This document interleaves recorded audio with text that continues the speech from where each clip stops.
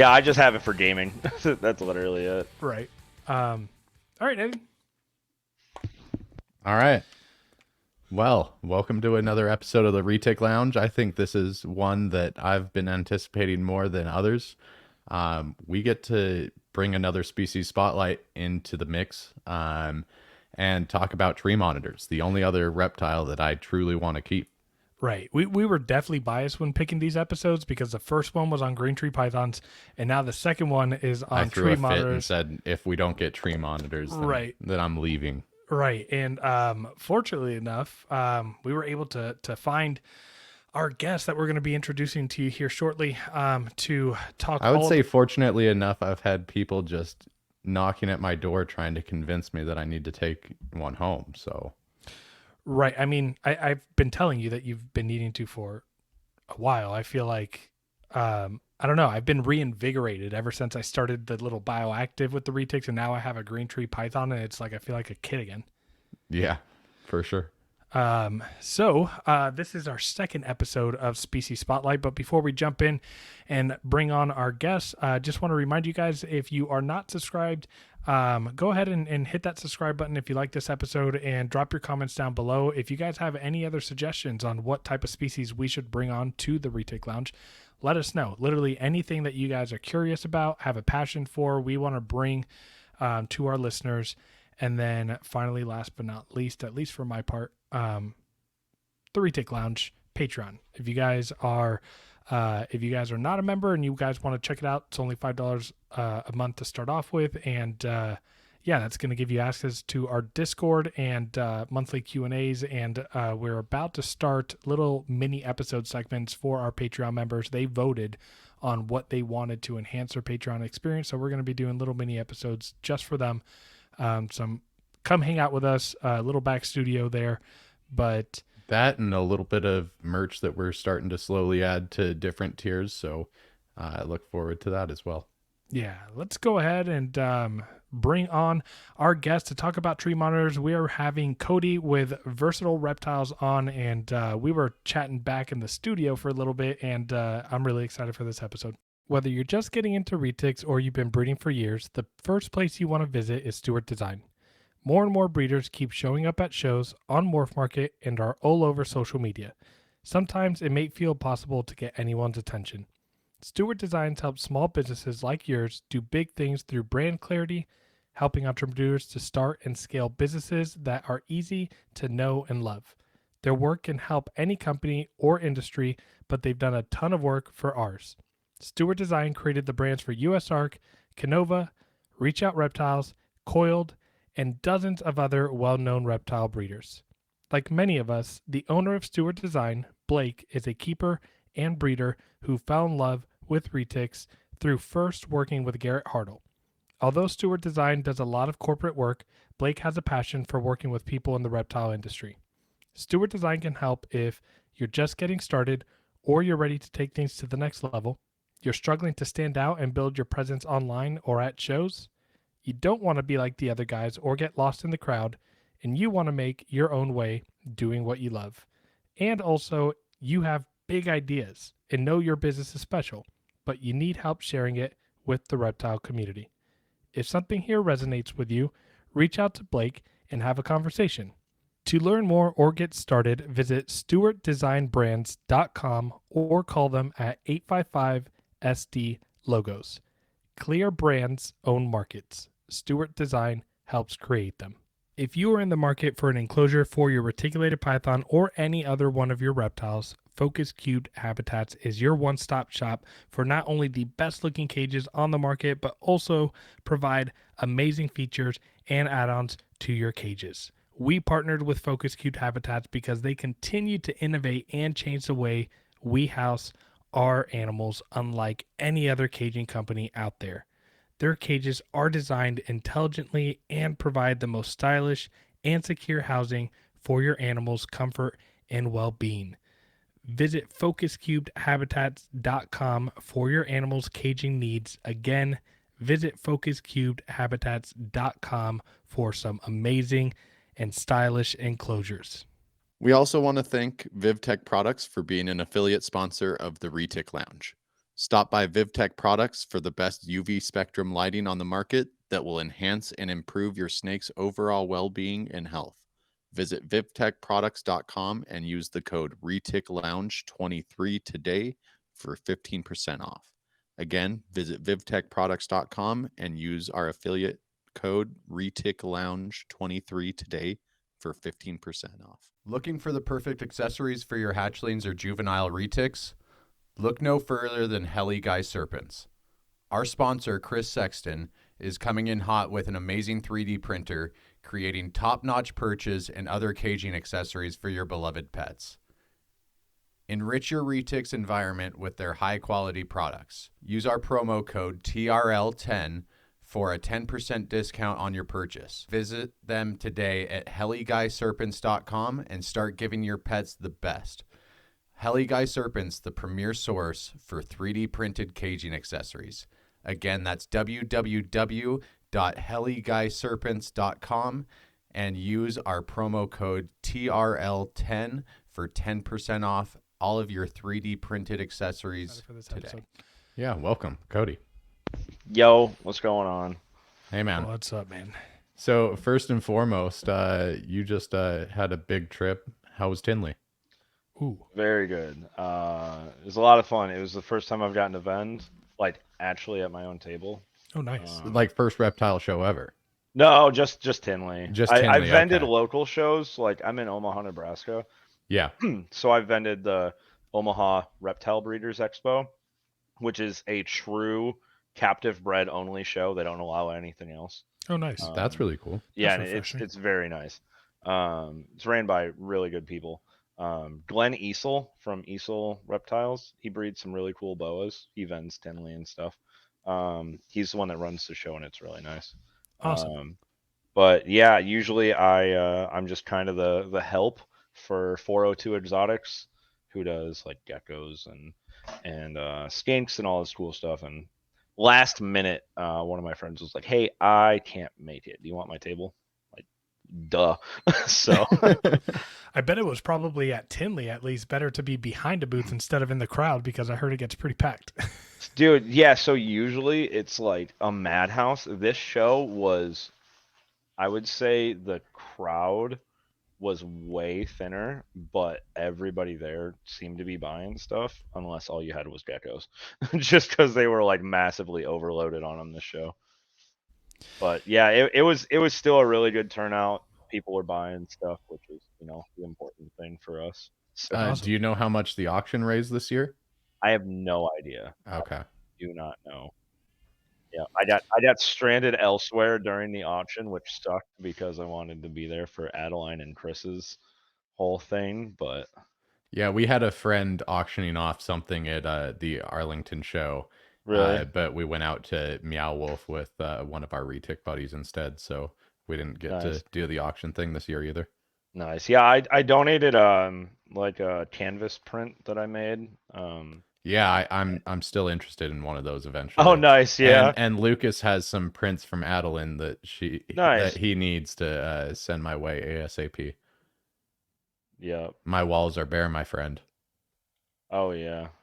Yeah, Yeah. I've been collecting from her and from Mike Schultz quite a bit, and actually Emily Burke also. I can't draw to save my life, but I love looking at artwork, so I appreciate it.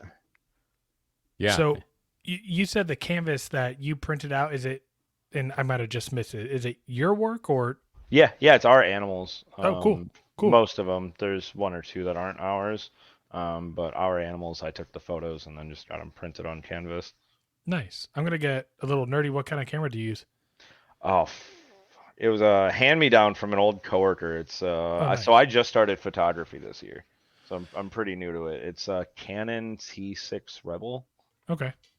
Yeah, it's not bad. They turn out all right. So I mean, at the end of the day, even a base model compared to the highest model, for the type of photography that you're doing with your animals, it's literally lighting that matters more.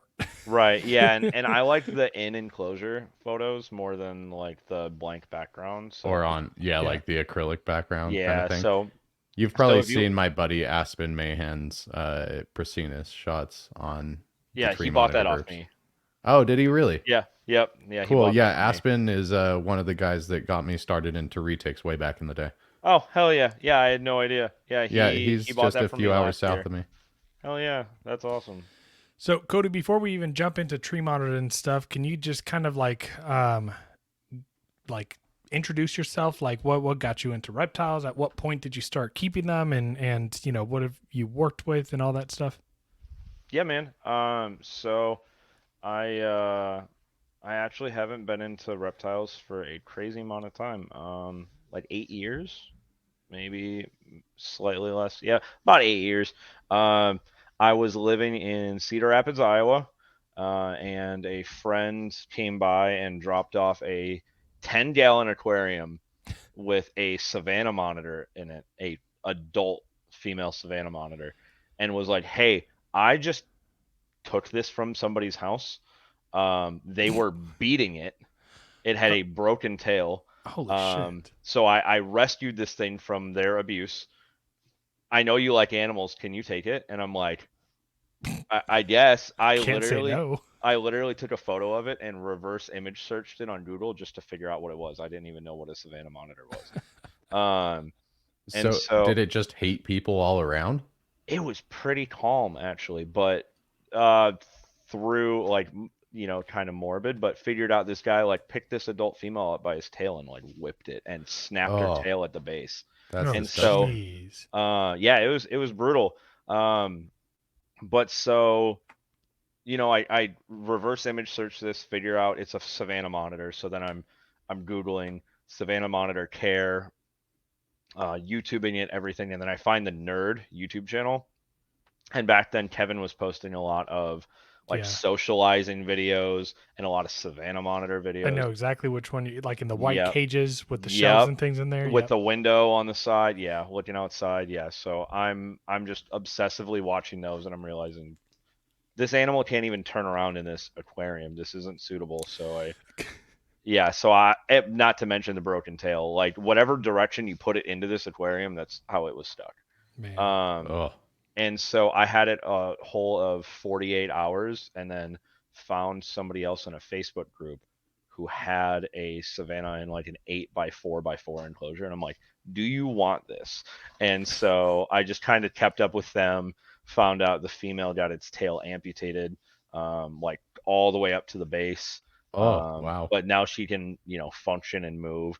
And then after all this, 2 years later, that she ended up breeding with that male, and she's produced multiple fertile clutches. Damn. So that's Well, thank cool, God she wasn't a tree I've monitor. That would be dude. much more Right? detrimental. I've always said like we really don't deserve what our reptiles give us. Like No. we don't. Like as humans, like we Mm-mm. just they are too good to us. Yeah, and my thought on that too is just like, and like kind of a lot of foreshadowing happened here, but um, realizing, you depending on where you look, you can get Savannahs for $12. Right. Yeah, Um, yeah.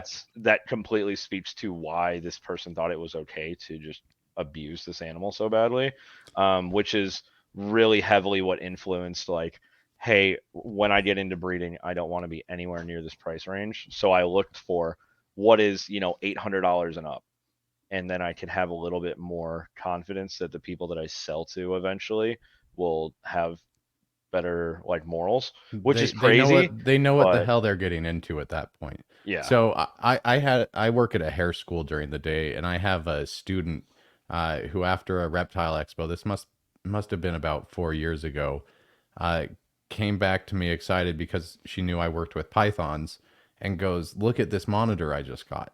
No Hmm. reptile experience at all, and got a Nile monitor." Oh no.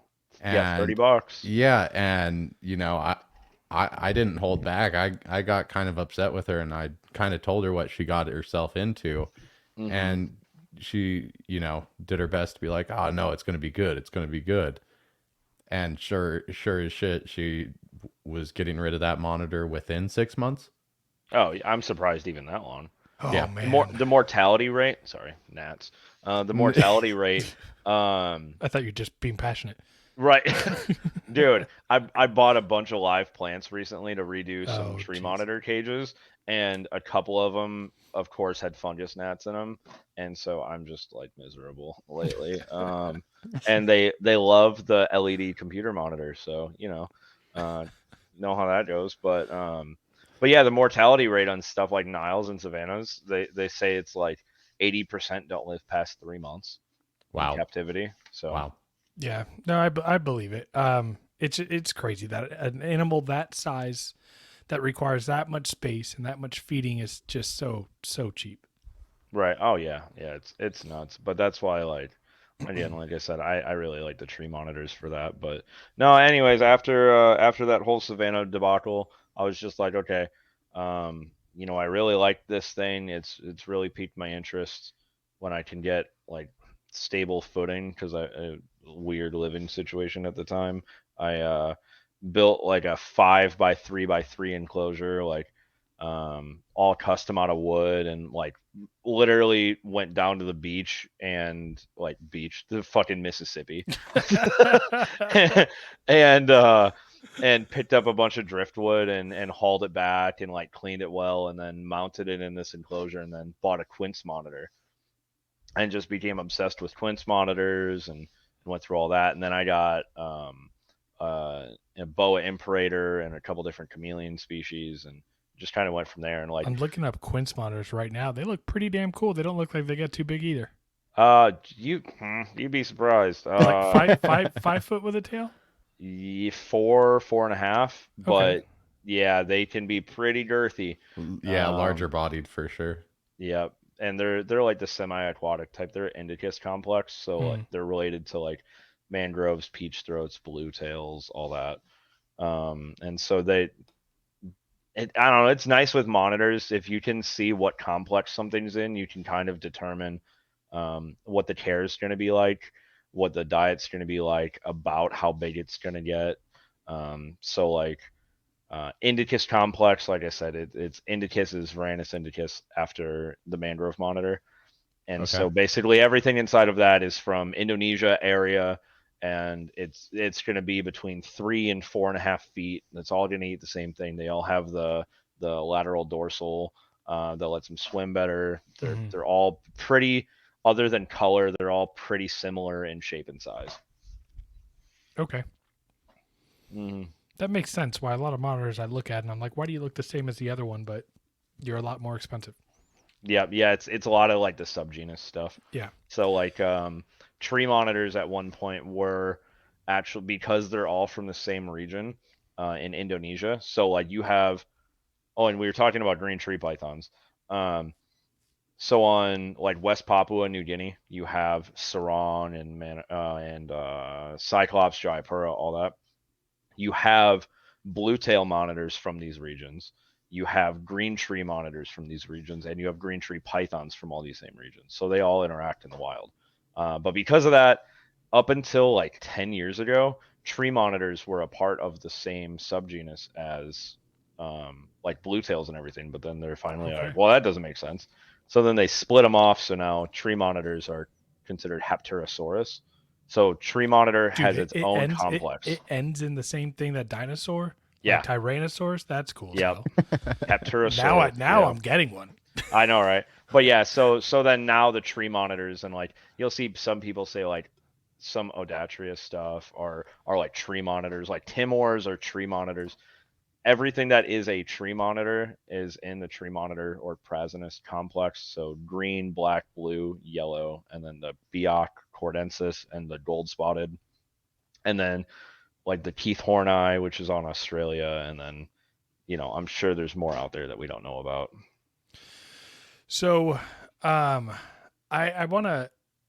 So basically, the let me and again, ignorance here. Don't know anything about tree Mhm. monitors, but is a lot of their color influenced by their locality? I have no clue. I don't think anybody knows. Okay. I can say for certain. So, black tree monitors, there's a lot of assumptions that the darker stuff is, the likely more cold or higher elevation it is. Myself and multiple people have reached out to natives or people that actually go out and collect these animals and tried asking, hey, where do you find these? Is it colder than where you find the others? And we never get a straight answer. Okay. And importation status on these, they're still open, right? Yeah, sure are. Yeah. Importation's open, but I know that we are now kind of in a predicament where we might not be able to do interstate commerce. It's just with the blue trees, and it's Okay. just an ESA form, so Endangered Species Act. And Similar to what you have to do with like indigos. indigos. Yep, same Okay, so exact you need thing. an interstate commerce license.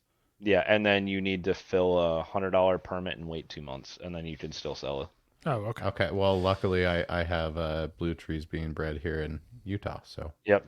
But yeah, so it if it goes through the same way that they're predicting it will, which is like indigos, you can absolutely still buy and sell them. You can trade them. There's not going to be an issue with it. It's just going to be regulated. But I don't know. It is still going to be weird because like how will that work with Brandon Van Asten, for example, from Canadian Cold Blood? Will yeah. that hinder him receiving or sending in animals from Canada? Because he is a huge breeder of tree monitors. And that would be really unfortunate for him. I'm trying to get a female from him right now as well too. So So it sounds like unfortunate for you too. yeah, yeah, sure is. But we don't know if it'll even pass. It's just being talked about. And there's so many other methods that they could take to remedy the situation. And hindering the captive breeding It's of them stupid. is not the method to saving the wildlife, you know? Exactly. That I've never understood that. It's okay, these things in the wild are now classified as endangered or whatever, so let's just like make it harder to for people to sell them state to state. It's like what Yeah. where's I where read a Facebook comment at one point that was like that. Imagine like your house is on fire and then the fire department comes out and then just lights your neighbor's house on fire and then leaves. Like that's that's essentially what they're doing. Like basically. they're not curbing the issue; they're just creating more issues. Yeah. Yeah. It makes no sense. I want to ask you like what is it about, so you said you've had other monitors, but now you are like you're on tree monitors. Dialed in, yeah. So Oh, Smart man. what is it? Is it like the breeding and financial aspect that looks good, but is it also their like what makes them unique dude. that you're working with them? I can say with absolute confidence they check every box for me, every single one. They're smaller bodied, they're bright colored, Hmm. they're arboreal. I love arboreal stuff because you can do way cooler enclosures. Hmm. Um, Smaller bodied, so smaller enclosure. They're super inquisitive. They're very outgoing. They're every, I say everybody. Everybody that you see online that has no experience with them says they're super fragile, absolutely hands off.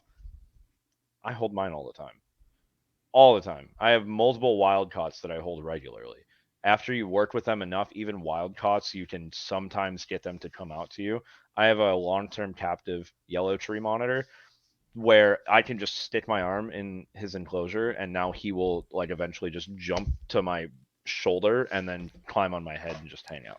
That's So what I need so in my I've life. watched a video or two of yours on YouTube, and we'll definitely throw that in the comment section. But Hmm. I know you have a black tree and then a blue tree that are a little more antisocial. Are those even Hmm. to a point where they come out and socialize with you every once in a while?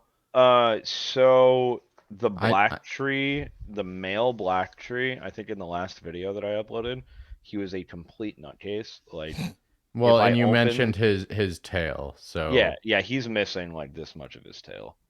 yeah. Um, but he complete nutcase. I open the enclosure and he starts banging into the walls trying to run away from me.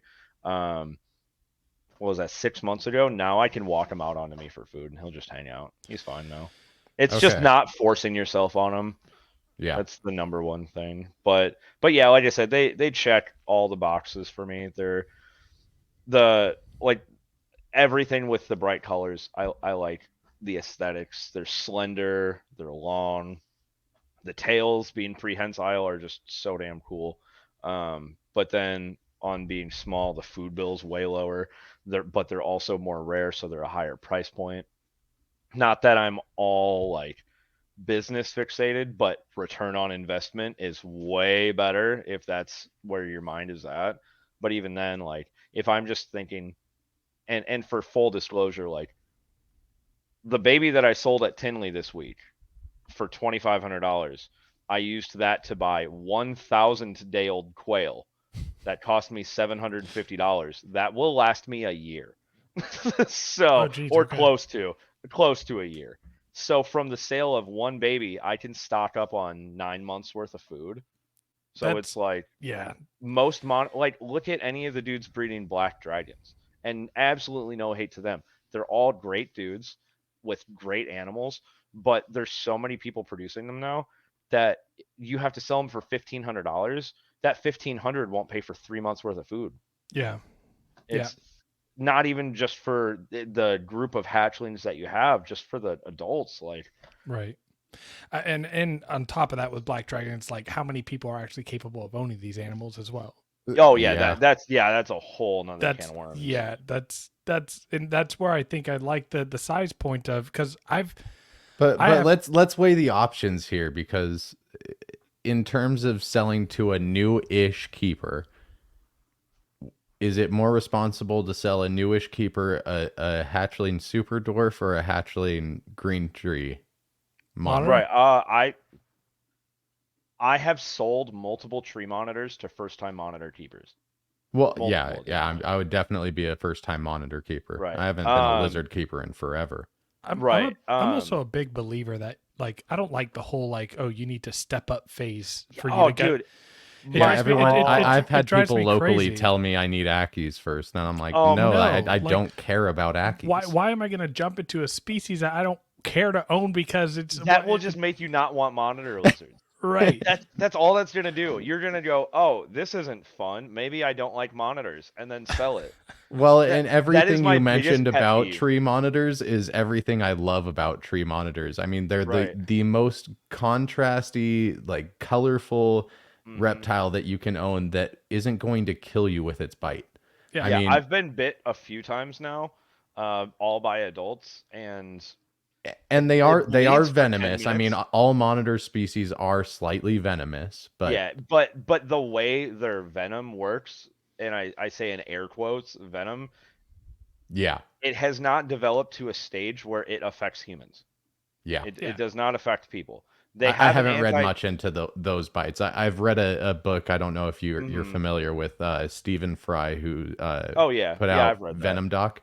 Yeah, yeah. So the way monitor venom affects anything is it's targeted at, I believe, just small mammals and bugs. Yeah, It does not affect humans. There's anticoagulant properties for sure because you will bleed like mad. and it can hurt like hell. Yeah, but the side effects are more from bacteria on your skin or on their teeth or in their mouth. So if you have like aching, shooting pain, stuff like that, like generally it's just a cause of like bacteria. Yeah, Like definitely more an infection risk yeah, than a venom risk. yeah, because their mouths aren't clean by any means. Yeah, There's still a lot of debate on it. I literally have a notepad on my second monitor called Monitor Venom Toxicity.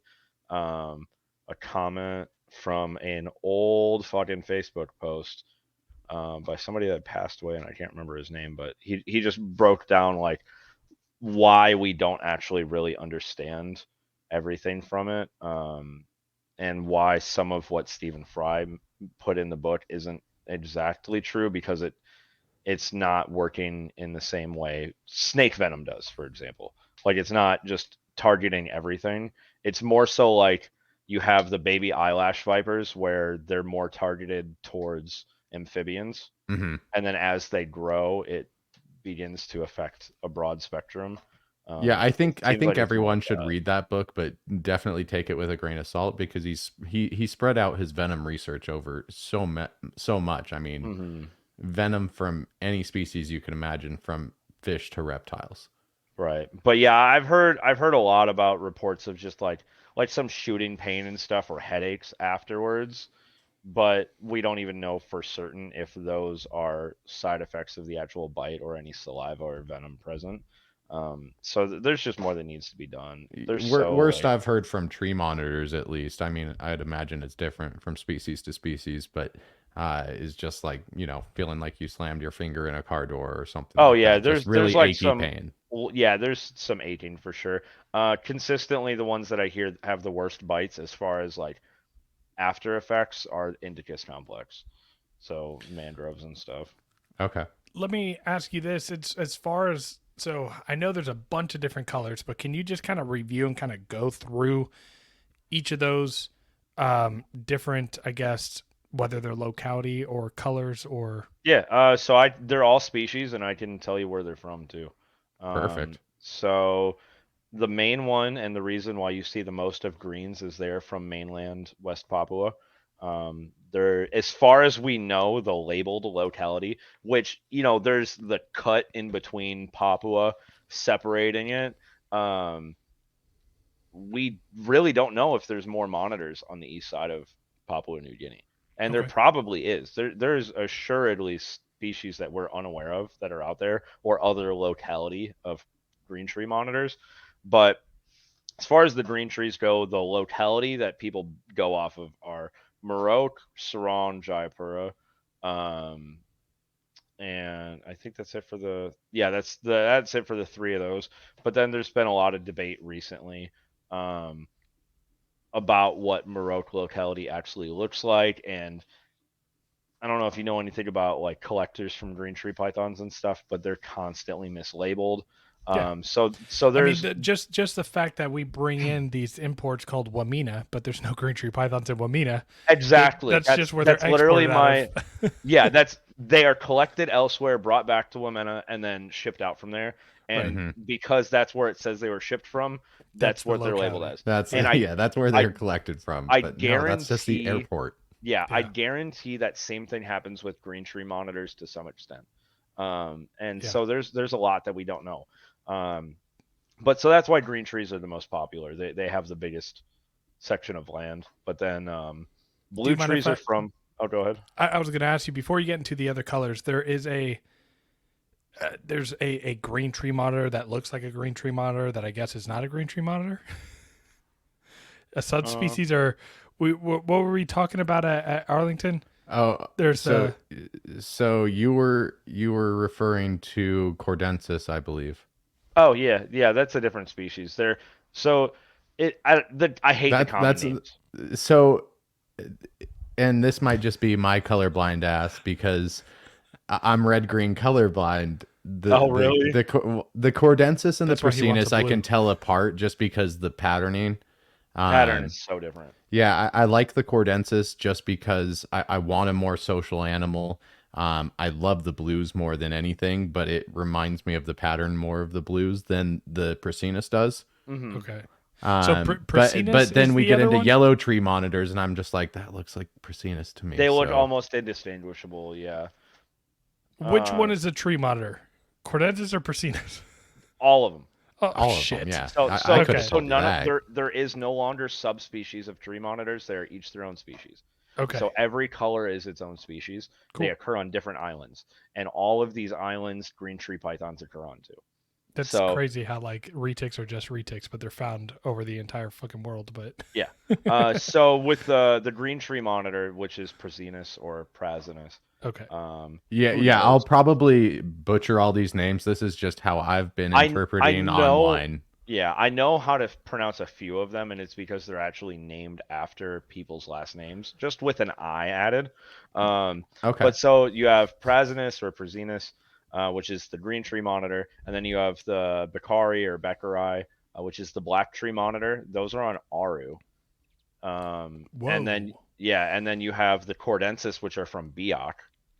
And then Are the Cordensis more nervous or flighty or bitey than others? I see them going the other direction. Yep. They're a little bit more chill, Okay. and all of I this. asked because Beox green tree pythons tend to have the Oh yeah, worst they have attitude. an attitude. Yeah. Yeah. I do personally wonder if some of the bad mannerisms in tree monitors is just based on who's collecting them and how rough they are with them.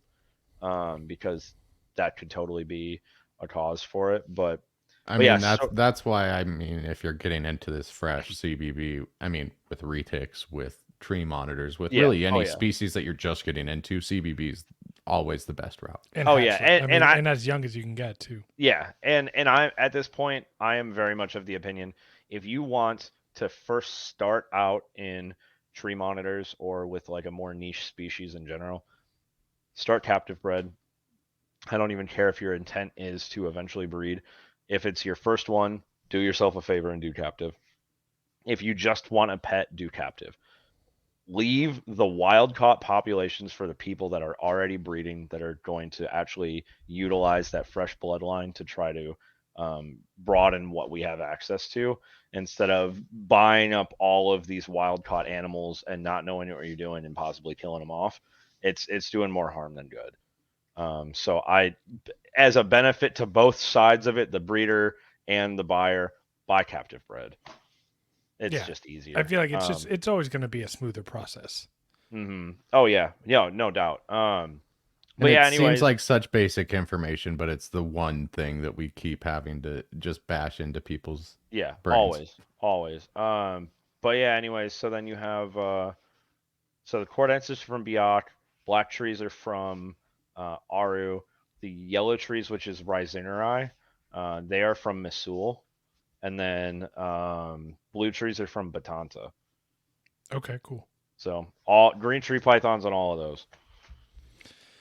That's man. Now my interest is peaking a little more. Right. No, and it's actually funny. One of the things that actually helped me early on with trying to breed tree monitors was watching green tree python podcasts and listen to how people talked about doing temp cycling and food cycling.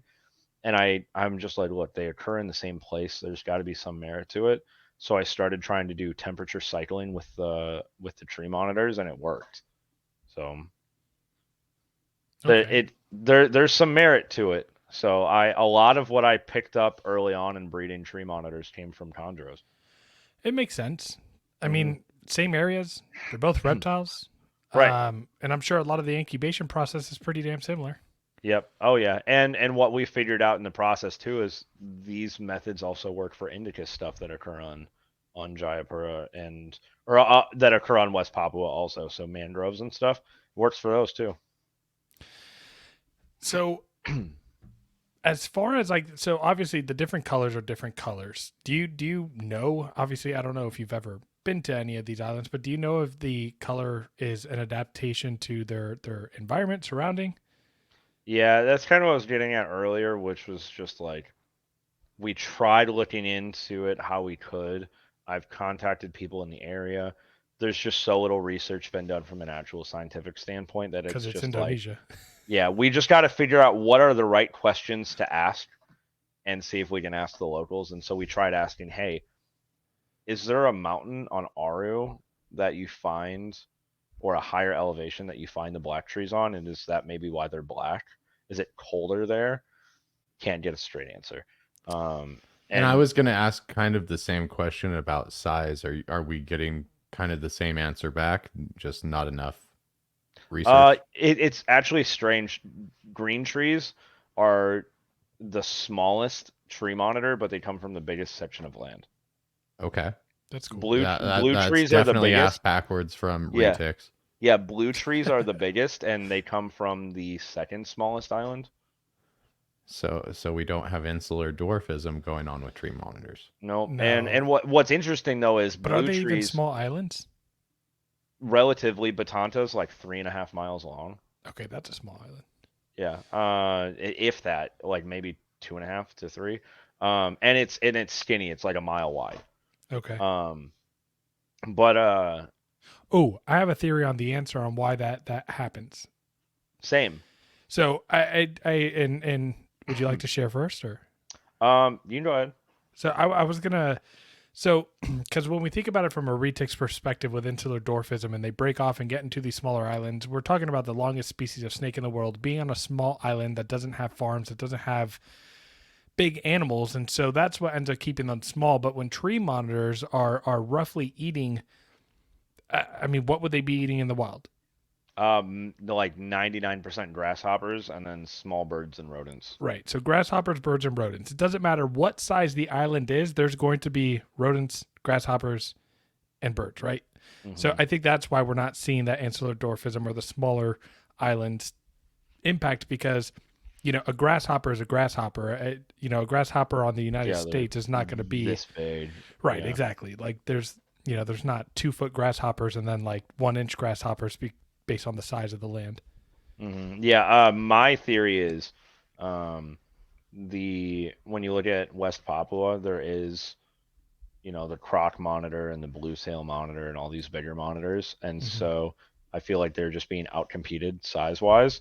But when you look at Aru and Batansa with the blue trees and black trees, which are the two biggest, there's no competing lizards. The only Oh, thing that they have that predates them is maybe birds and green tree pythons when they're young. okay. So, That's definitely one thing I didn't take into account is when we talk about reticulated pythons, they don't have that same competition. Actually, so Daniel Solis actually recently did an interview on Reach Out Reptiles channel, and um, he actually made a very interesting observation and statement. There are water monitors on Kalatoa and these other islands, and he made a state, and I don't want to quote this or anything, but what I took out of the video was that possibly a secondary factor to contributing to them being smaller outside of like smaller prey items, because he says they'll hang out in the caves and eat bat after bat after bat, right? um mhm, but was that they have, you know there's an animal that's higher on the food chain, and them being small enough to stay in the crevices of the wall and hiding away from the monitors actually keeps them safer, versus right, if they were to outgrow being able to hang up on certain areas in the caves and things like that, they would be more exposed and likely to fall right. victim of a monitor. Yep. Somehow I missed that. I'm gonna have to It go was it back was a and look. good it was a really good interview. Garrett and Tom were in the background, and it was just, I think they actually recorded it at Retic Fest. But it was a great interview, and I love hearing Daniel's experiences of being on the islands, because it's literally, um, he has a good like observative mindset, um, hmm and he brings a lot of it back. So I appreciate it. Right. Yeah, I'm kind of pseudo planning. I want to say it like a trip, like a vacation.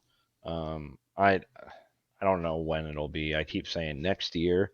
Um, and that was 2 years ago that I started saying that. And then every time I'm like, I want to build more cages. I I've want to been buy saying another animal. I Indonesia want to for the build more. last 4 years, so I get you. So yeah, Nathan, but let's do so it. I've been wanting to get a group of people together, just group of friends to go. Even like Adeline and Chris were like very down for it. They're one of That'd the be first awesome. two that were like, yes, let's go. At this point, I have like 6 or 7 people that are like, okay, group trip to Indonesia. We'll go to Jakarta and then plane or boat out from there. And then go to the islands and just spend like a week and a half Why are in you shaking Indo. your head, Nathan? Because I want to be on this trip so badly. Oh, same. Yeah. I was going to say, I mean, that we need to let's encourage Patreon members to get to that $50 tier so we can start putting Right. money away to get to. Yeah. But yeah, I have a friend that went last year. Chris Applin, he did a really great field study, or at least like pseudo field study research trip on Batanta to take photos of blue trees and just kind of learn more about them in the wild. Oh, I think I saw some of those photos. They were really nice. But he and all the credit to him, he got a lot of contacts while he was there and in the process of leading up to going. So he had like translators and guides and all this stuff, and I am in the process of trying to figure out that information myself so that I can actually have somebody to direct us around so we don't just get lost and eaten by some people. Yeah, So exactly. So that's my concern. Is like getting up and going, yeah, not really too big of an issue for me. It's going to the right places and having someone who knows the lay of the land so that I'm not walking into a king cobra. right, yeah, no Um, shit. Yeah, there's definitely people out there that are willing to do it. The craziest part to me was figuring out the a reasonable amount to pay people out there, like what we would consider way too low. Um, you could spend probably 10 days there with a hotel airfare both ways, everything. If you do it with a group on 2 grand a person, if Yeah, that. no, yeah, I've Oh, heard. that I feel like that's even pushing it, probably. Yeah, that's pushing it. That's That like that might That's me. even that That's could even like be a good portion of airfare. yeah. yeah. Oh That's no, I'm saying airfare, Oh, hotel, okay. That food, makes a lot more everything. I sense. was Like gonna airfare is the most expensive part Yeah, once you're out there. I mean, 2K yeah, gives you an extra meal a day. Like yeah. you're I'm eating good. saying airfare, hotel, tour guides, food, paying people for the boat rides, everything. Yeah, that's now So amazing. in it's terms of pretty prepping for the cheap. trip, are you getting like any shots or anything to prepare? Like that whole kind of I'm not that international? far into it, so I have no idea yet, but I would Okay. like to. I'd like to be that smart about it. I don't need to end up with For like a real, right? bot fly or something like fucking Blake did 8 times. I commented on one of Blake Wilson's posts after he had a bot fly larva popping in and Hmm. out of his leg, and I get notifications of people liking that all the time, and I have to get Oh reminded of no. just that Oh thing. no. I'm like, Did you see did you see the stream of him pulling it out on MJ's Yes, podcast? that was I Oh amazing. didn't. dude. I need to because when I commented on that, I was like, dude, why the hell didn't you grab that before it went back in? Yeah, no, he wanted it to hatch or like fully Oh, pupate and of then pop course, out. Blake. I love you, That's but you're disgusting. Blake Yeah, is a no, fucking jungle man. he's awesome. Did you see his new tattoo? I have not. I have not. He I thought it was marker. I really thought. He got across his chest right here, he got gringo tattooed. Oh, I did see that. Okay, I saw that. Yep, it's fantastic. I saw him this weekend at That's Tinley. probably what they call him over in Peru. Oh, it's gotta be. It's Yeah, that's gotta be. honorary. That's great. He's Gotta so love funny it. though. He Yeah, spends a good amount of he's time really at our fun. booth hanging out. Yeah, he's a good Yeah, dude. he's a I great always dude. enjoy seeing him at Arlington whenever he's there, not in South America. Yep, yeah, he helped me out a lot this time last year. He's who I got some of my cordensis from. He had Yeah, been bringing Really them in, cool. so yep, yeah, and then our female black tree actually we got from him at the fall show last year also. nice. Yep. Okay, back to green tree monitor information. About like how big do they get? Uh, so the greens max at about 3 feet, with 2 feet of it being tail. Yeah, I was gonna Uh, say they have massive tail. Why is that? Oh, because They're they're tree monitors. Long and prehensile. Lucas, there's no such thing as a dumb question. Yeah. Fuck off. There it is.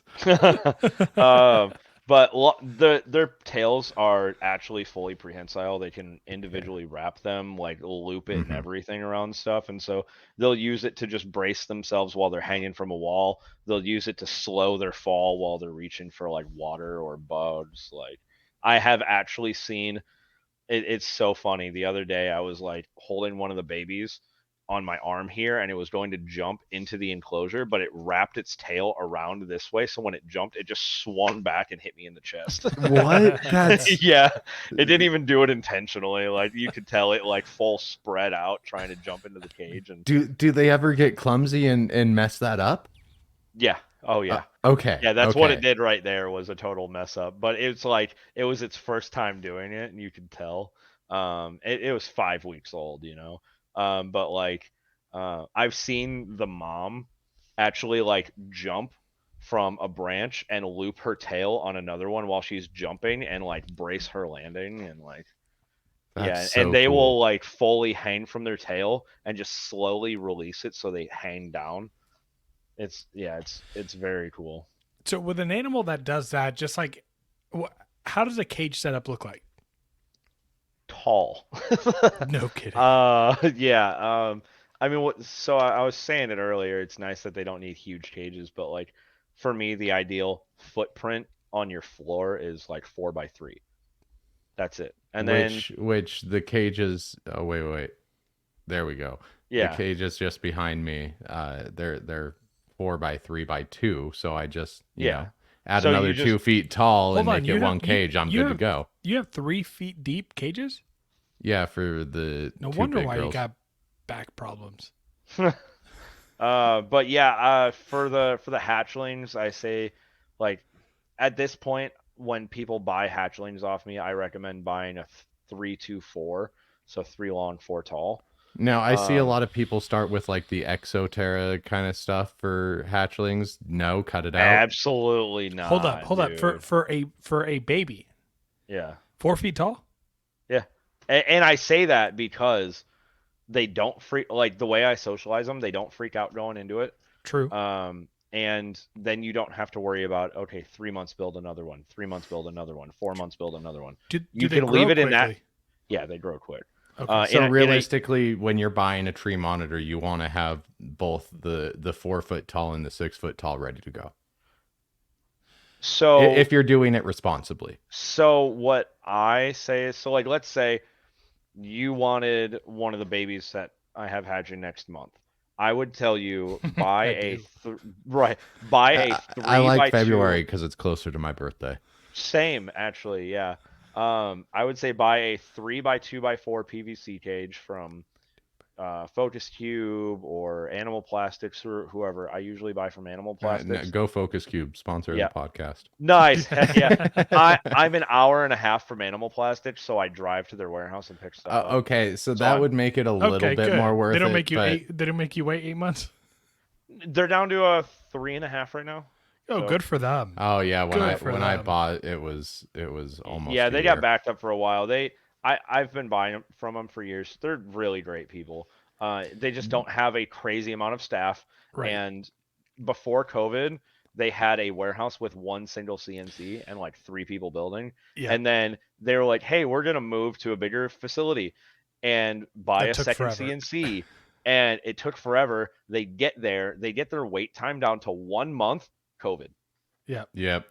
And here's what I'll say, like Jeez. overall, like they make a great enclosure, Hmm. but at the point where they're at with how just high turnover their enclosures are, I don't feel like they have enough time to be doing R&D and really like pushing the They don't. cages further. They And that's where Focus Cubed is really starting to yeah. edge them out. Well, yeah. I like I said, I love the people at AP, and I literally on the way to Tinley, that enclosure that I had set up on the table at Tinley, I picked that up Friday morning and built it completely on the table.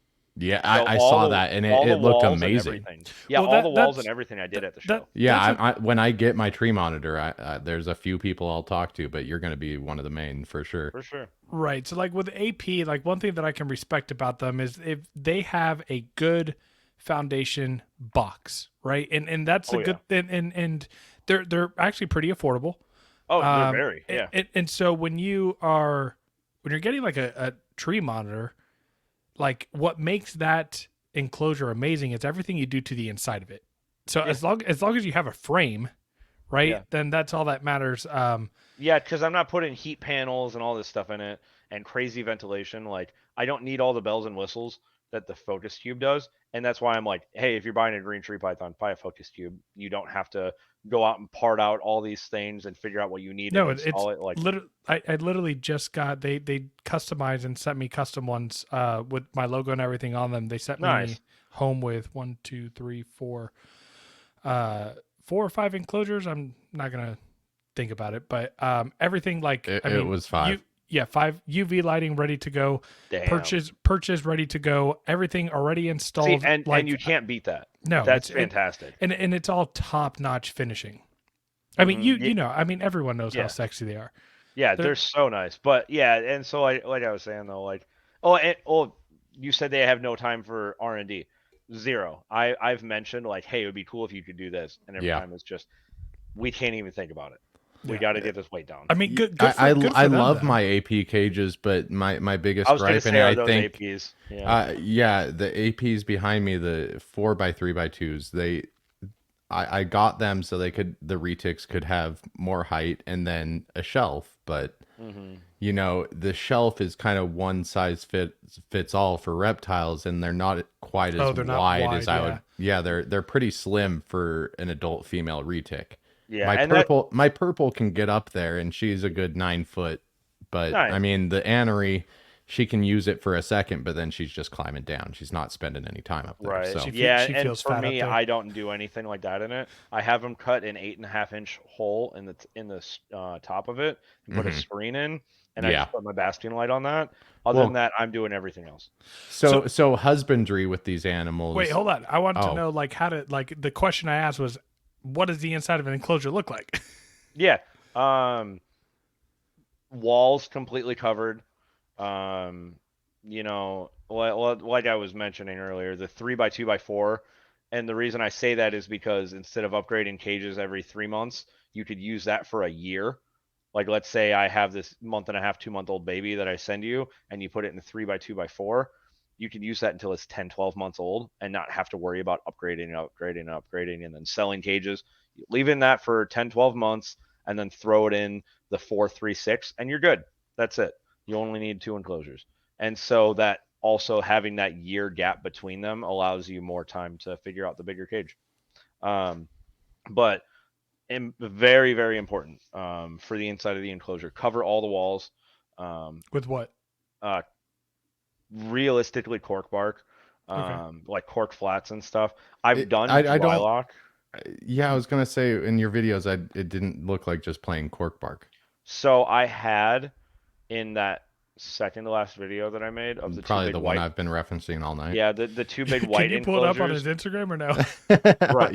Yeah. I don't have it on there. Oh, I might have It's YouTube. So yeah, Oh, so he okay. has a YouTube and an Instagram that we'll definitely link, and we'll show the Instagram in just a little yeah. bit for I sure. might have okay, I have a photo of the enclosures on my Instagram.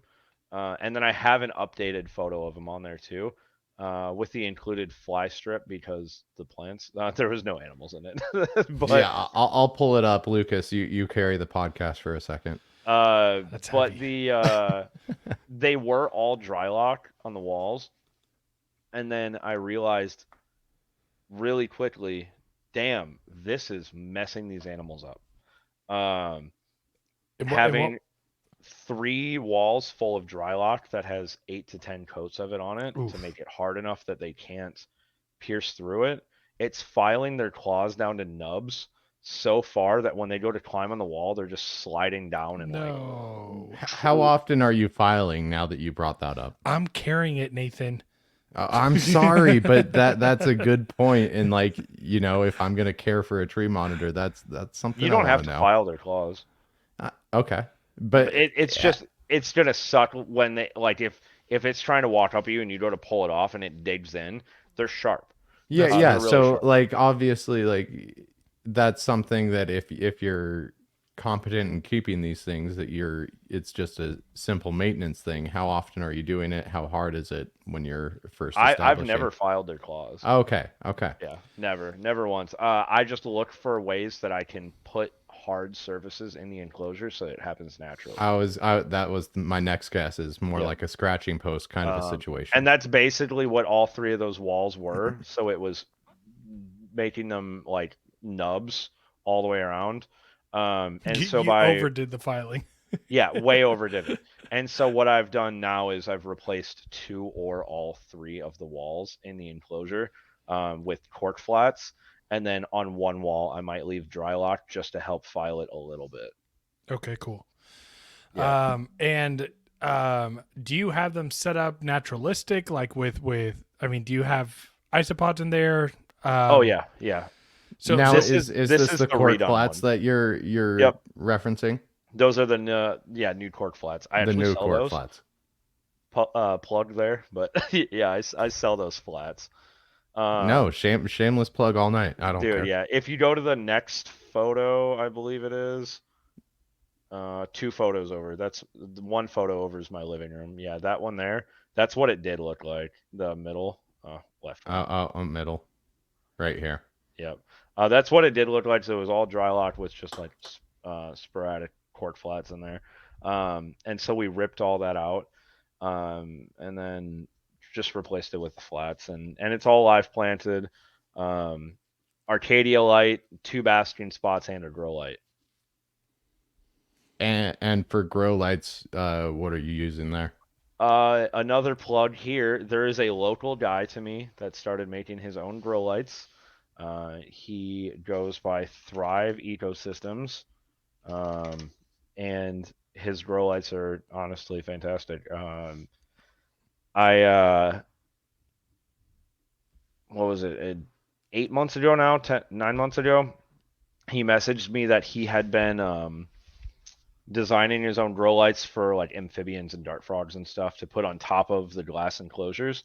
And he just felt like he was finally to a point where he wanted to test them out inside of enclosures. And he's just like, hey, look, man, see if you can break these, get them hot, get them wet, and see if it quits working and let me know. And he gave me a few of them.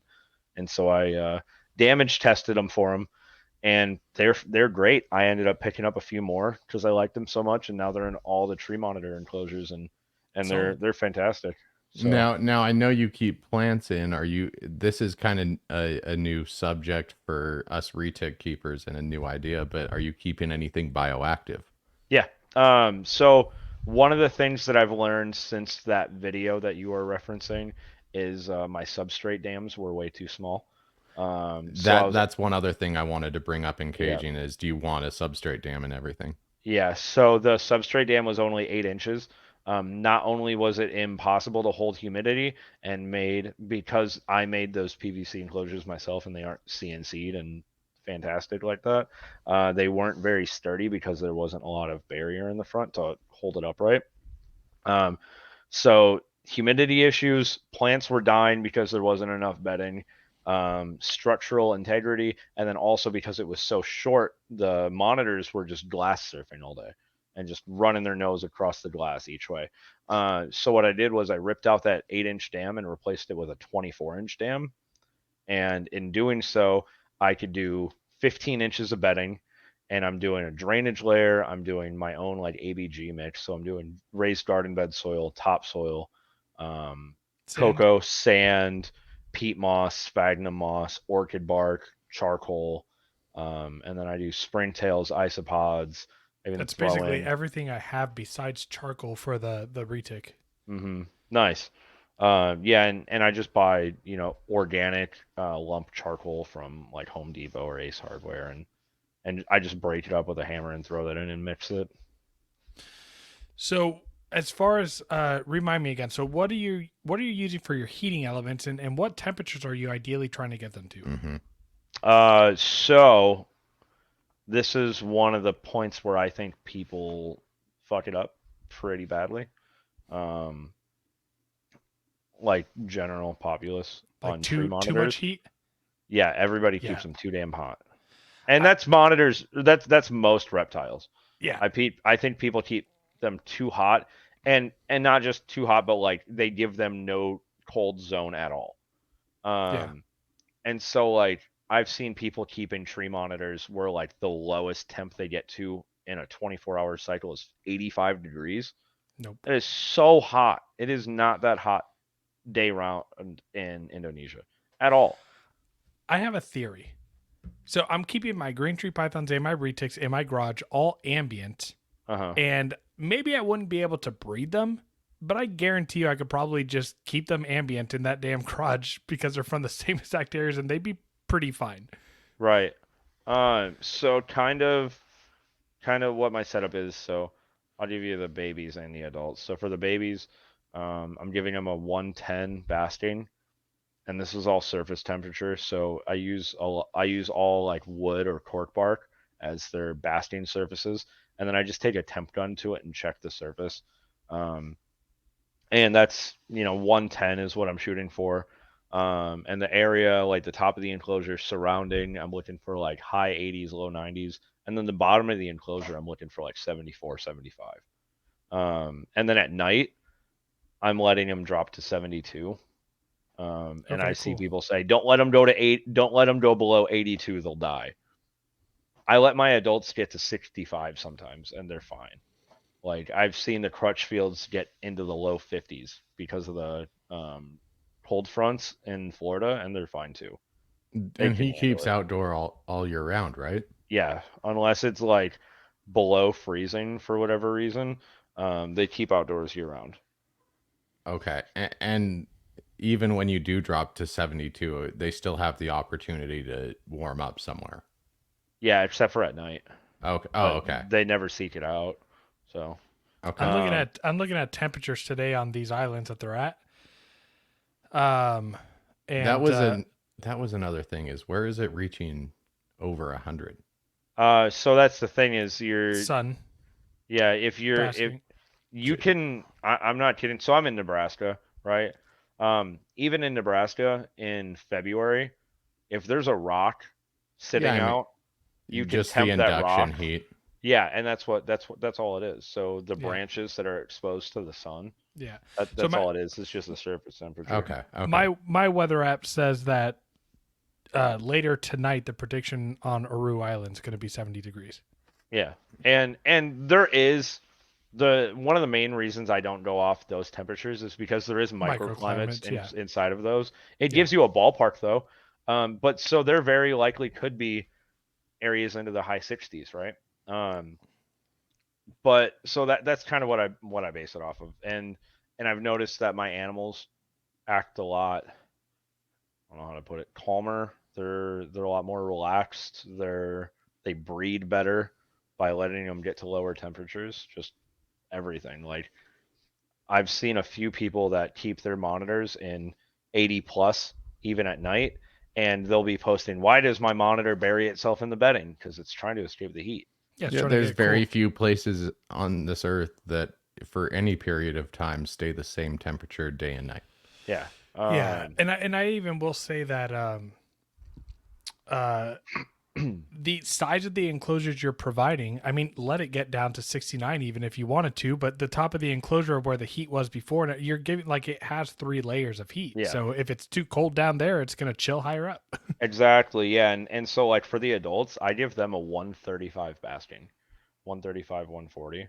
And so That's like hot. even in yeah, and they rarely go directly in the center. It's I don't know, a foot and a half away from the surface, so it's on a wide range. Hmm. And so if it's, right in the center, it's 140, but if they go out to the side, it's 120, 110, 105. And so they can pick the zone that they want to lay in. And that's what I think is important is just having a gradient in general. So with the adults, I give them everything from 140 down to 72, basically, or 74. Yeah. Um so the number one thing that fascinates me the most about monitors is that intelligence. There's something about when you look into a monitor's eyes, you just know Hmm. that it's like reading your whole entire soul and knows everything about you. Oh yeah. Um, is it any different for the tree monitors in terms of intelligence? Like a lot of people, when I hear monitor intelligence, the first animal like they talk about water monitors or even things like black throats and things like that. But like the whole smaller side of the monitor, um, you know, keeping are green trees or even just tree monitors in general. I mean, what's that intelligence like, and how does that translate into their behaviors and Hmm. interactions with you? What does that look like? I would say generally most monitors have similar levels of intelligence. It's just some are more inquisitive than others, and so some will seek out stimulation and interaction with you. And so tree monitors generally will, once they're comfortable in their environment, when you walk into a room, they might come up to the glass and just be watching you. And I mean, you read everything with them through them flicking their tongue, and so you could tell like if they're doing it really fast and short bursts, it's like it could be them thinking, "Hey, is this food? What is this? This is new," and they'll like investigate and It's move like a their head snake. around it. Yeah, yeah, Um, really. I So how you're looking for the more elongated, slow tongue flicks in terms of like, hey, I just want to come out. Yeah, pretty much. And like, and you could kind of tell, um, you can tell a lot about a monitor's like temperament in that moment based on how their tongue is flicking. Like if it's completely not doing anything at all, it's probably scared shitless. If it's rapidly flicking its tongue, it in like long strides, it might be stressed, but not like to the point of being scared. If it's like flicking its tongue and like bringing it in and licking the side of its mouth, that's typically like it trying to take in more information. Yeah, Um, that was something I just recently saw on Nerd's channel. yeah, Kevin talks about that. Yeah, Yeah. yeah, when the tongue wraps around the side, it's really like processing everything that's happening. Yeah, and like really calm. Yeah, and so that's good. And then you have like the food. I don't want to say motivation, but like just like the processing of like, is this food? This is just new? What is this? And it's like a lot of the head posturing and stuff. Yeah. And then even that is different when it's like courting or mating behavior. There's so much that happens just with their tone alone. Yeah. Are they a pretty social monitor They very much species? can be, yeah. I would say more than most. Well, and Really? I Like, More know than this is a most? question I've brought up to you just talking privately in DMs, but do you want to break down maybe like the most social of all the different species of tree monitors? um, I believe it's generally hard to say without having one person having captive bred all of them and having them side by side. I would say the general consensus of what I've been told over the years is Hmm. go with the color you like the best, but Yeah, like literally, yeah. personality definitely plays maybe a little bit bigger of a Hmm. role to me. So So, that's why I keep asking that question. right, yeah, and like, oh, I said it earlier, but like with wild caught, you don't know how they were captured, you don't know how they were handled, you don't know how they were kept before they were imported, and so that's going to be a big factor. I would say generally, Cordensis seem to be the most outgoing. What color? The Biak green tree. Okay, cool. That's the green, but you With the get more more black? spotted. You get more Yeah. spotted black contrast on it, Okay, and cool. less Yeah. stripy as the So Persinus. I will say um, the Cordensis are the most variable.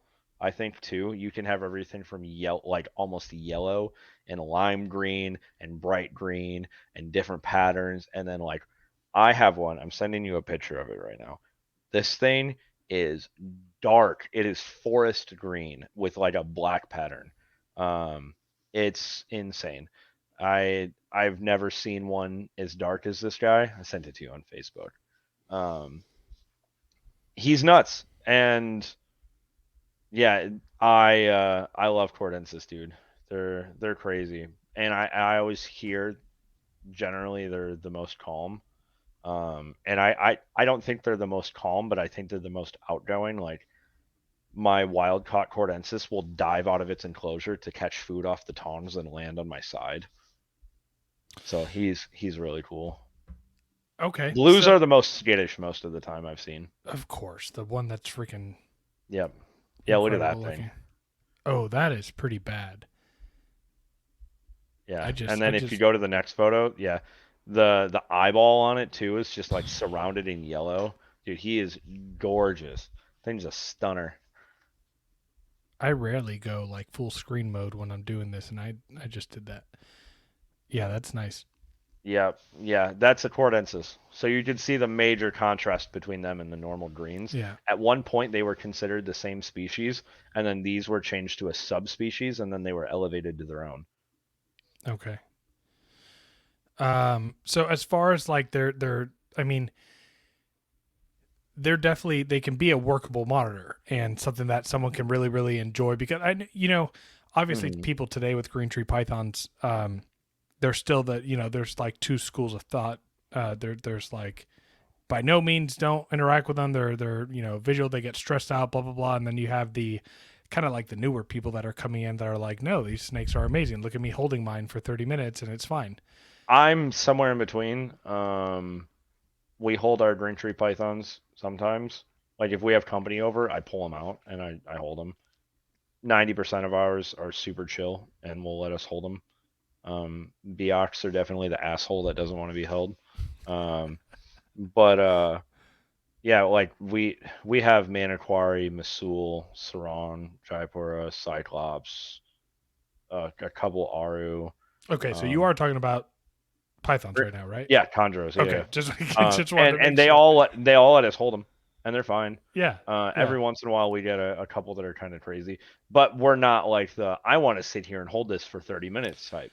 yeah. Like Nobody has that just time for seems like that. a yeah, that's what I'm saying. I don't have time for that shit. Exactly. Um, and so I'll bring them out and hold them for 10 minutes and take some photos of them, but like they get no enjoyment out of it. It's just all for me, Yeah, right? So I'm just like exactly. when I'm done with it, I'll let them do their thing again because I don't want to pester them, but I like holding them. I don't think that they're fragile like people say. They're not going to. Animals don't. Hot take: animals don't die from stress. If they die from stress, there's an underlying They're cause. sick with something, and If the stress if brought it up. yeah, if they're dying from stress, it's no, you stressed them out and they quit eating and starved to death. That's not a death from stress. That's a death from malnourishment. Stuff like Yeah. Yeah. that. Like, and you hear the same thing in tree monitors. Oh, don't do that. You'll kill it from stress. No, you won't. I promise you won't. Even if it's wild caught, if you're holding it every damn day and it's not eating, it looks like you have to tube feed it. That's that's pretty much like you can still get it to live. It's not gonna die from stress alone. It's there's other causes. Yeah. So, am I like? Is it right to assume, at least with a lot of like monitor species, that like a lot of the socialization time that you have with them is generally during feeding? Yes, absolutely. Okay. 100%. Yeah. When I so I kind of said it, but I've like completely moved away from the snakes and other stuff, and I'm just like all in on the monitors or the tree monitors. Um, I never really cared about like socializing or working with snakes and stuff like that, but like with the monitors, I have two greens, two yellows, two blacks, Cordensis, and a blue, and then the hatchlings. So I have 8 right now of the adults, um, plus 2 more hatchlings. So I'm at 10. With the babies, I hand feed them everything or tongue feed them everything. At least a couple of the food items before I throw more in. That's partially just to keep them desensitized and social. Right. Um, but with the adults, 1 or 2 feedings a week typically. I usually feed like the females. I'll feed 3 times a week, and the males I'll feed twice a week. And typically with 1 or 2 of the feedings, I'll like tawn feed and pull them out and walk them around and do stuff with them. Cool. With the yellow trees, I'm basically forced to. Anytime I want to feed the female, the male is such a fat bastard that if I don't, I'm not kidding. I lure him out, I get him onto my forearm, and I do this away from the enclosure, and then I feed her over here. I have a cat that's the same way with treats. I Same. have Yep. to I have to Yeah, lure the other one over. I have to distract him out of the enclosure Hmm. and then pull the food away from him and give it to her. Um, and so that's most of my interaction with That's him. But awesome. so that's 2 or 3 times a week that I do that with him. Now, But in terms of enrichment and handling, how often does handling become a part of their enrichment and any when target training? when it is at their own volition, Okay, so when when they're looking like they want to come interact. yeah, when they are, there's a point where like what with the male yellow tree, this is a new thing for him. It's in the last month and a half. He will sit up at the window with his head just like cocked to the side watching me like, hey bro, let me out. And I open the door and I'll sit there with my arm out, and he'll tongue flick me and walk away and come back and tongue flick me and walk away and come back and then jumps on my shoulder. And so he's just like building up the nerve to do it. But then, so I'm not grabbing him and forcing him out, because when Hmm. you do that, it's just going to be so much longer before they do it on their own. I was thinking in my head with monitors and that higher level of tension, you're forced to do choice based handling because if you force interaction with them, Hmm. they're never going to trust you. Yeah, and then that will set back if they're willing to tongue feed or eat in front of you. Yeah, you can Um, reverse a lot of yeah, gain that you've done by breaking that trust. exactly. I Yeah, feel like they hold the memories a lot they better than do, any and snake species. they do, and it's so crazy. There was one point where we had to kind of manhandle our male green tree monitor like 3 years ago, and still to this point, he will like. We've had him for 5 years. He was really good for a while until this interaction. There's times where he will be up at the door, like scratching at the door, trying to get out. I open the door. He goes to walk to me. He tongue flicks me, recognizes my smell, and runs the fuck away. Hmm. Man, He poor remembers dude. it. He remembers 100%. And that's why it's so important to not let them associate you with a bad event. Yeah. And that's another thing Kevin said, and it just makes so much sense. Yeah, I Like, mean, removing negative interactions, like yeah, any negative. I mean, it's the same thing with retics. The more negative interactions you have with a retic, the more you're reinforcing, whatever it's fight, flight, or freeze system is in, or whatever the case may be. And so sometimes, like I had my wild caught female, and she was nervous when I got her crazy food response, but like she didn't trust me, and she would randomly just like I would pick her up and she would just start like flinging and just like Mm-hmm. wanting to get away, and never really like struck defensively or anything, but like was constantly just, you can tell she was terrified when I had to take her out. So Mm-hmm. for 3 months straight, whenever I had to, I was feeding her smaller meals at this time, but I would only remove her when. So I would feed her a small meal. She would wrap. I would put her in a holding tub, and then I'd give her the other half of her meal after another very small meal. I would open up the tub. I would give it to her. She would wrap, and then I'd pick her up and I'd put her in her enclosure. And that was all the interaction that I did with her for like 3 months. And now, if someone comes in my garage and they say, "Yeah, I want to hold like a big snake, but not that big of a snake, and one that's like obviously not mean," like I will pull out the wild caught Kalatoa. Mm-hmm. Damn. It's just eliminating that whole thing of I'm forcing you out. It's like, no, let me Yeah. give you food and distract you. Let me clean, give you another one, and put you back in. And she realized I wasn't a threat. Yep. No, exactly. Yeah, dude. And monitors are very similar to that. And if you can like bridge the gap with like, getting them to taunt feed, and sometimes getting wild caught to taunt feed is the hardest part. You have to like actually like, fully like hide around the side of the enclosure and just stick your arm in and just like hold it still and hope they come up and grab the food. And even then, most of the time they don't. So like I've gotten to the point where I have some strategies with animals like this where like I'll put food in and I will hide around the side of the enclosure and I will wait there for 10 or 15 minutes until I hear them pick it up. And then when they start to eat it, I'll move out so they see me. And then they freeze and they're either going to stay frozen for a minute and then start eating it again or drop it and run. And sometimes they drop it and run, but if you do that a few times, they eventually realize, okay, I can eat in front of them. And then you can start trying to taunt feed, and then they'll take it off the tongs and eat in front of you, and then you can slowly work them towards coming to you for the food. And it's like a 9-step process, but It's, I mean, it's Well, I've I done hilarious. it think so that many times. that's kind of animal behavior 101. I mean, Hmm. when an animal's eating, that's one of its most vulnerable times. So Oh if yeah. you have a naturally skittish animal and it's already having a hard time tongue feeding, you come in front of it as it's trying to take down its meal, it's gonna have to reassess. And not to just you know um boast this dude the whole show, but the second monitor lizard that I ever bought was a long-term captive adult blue tree monitor. He had been in this other guy's care for 5 years. This guy had never seen him eat in 5 years.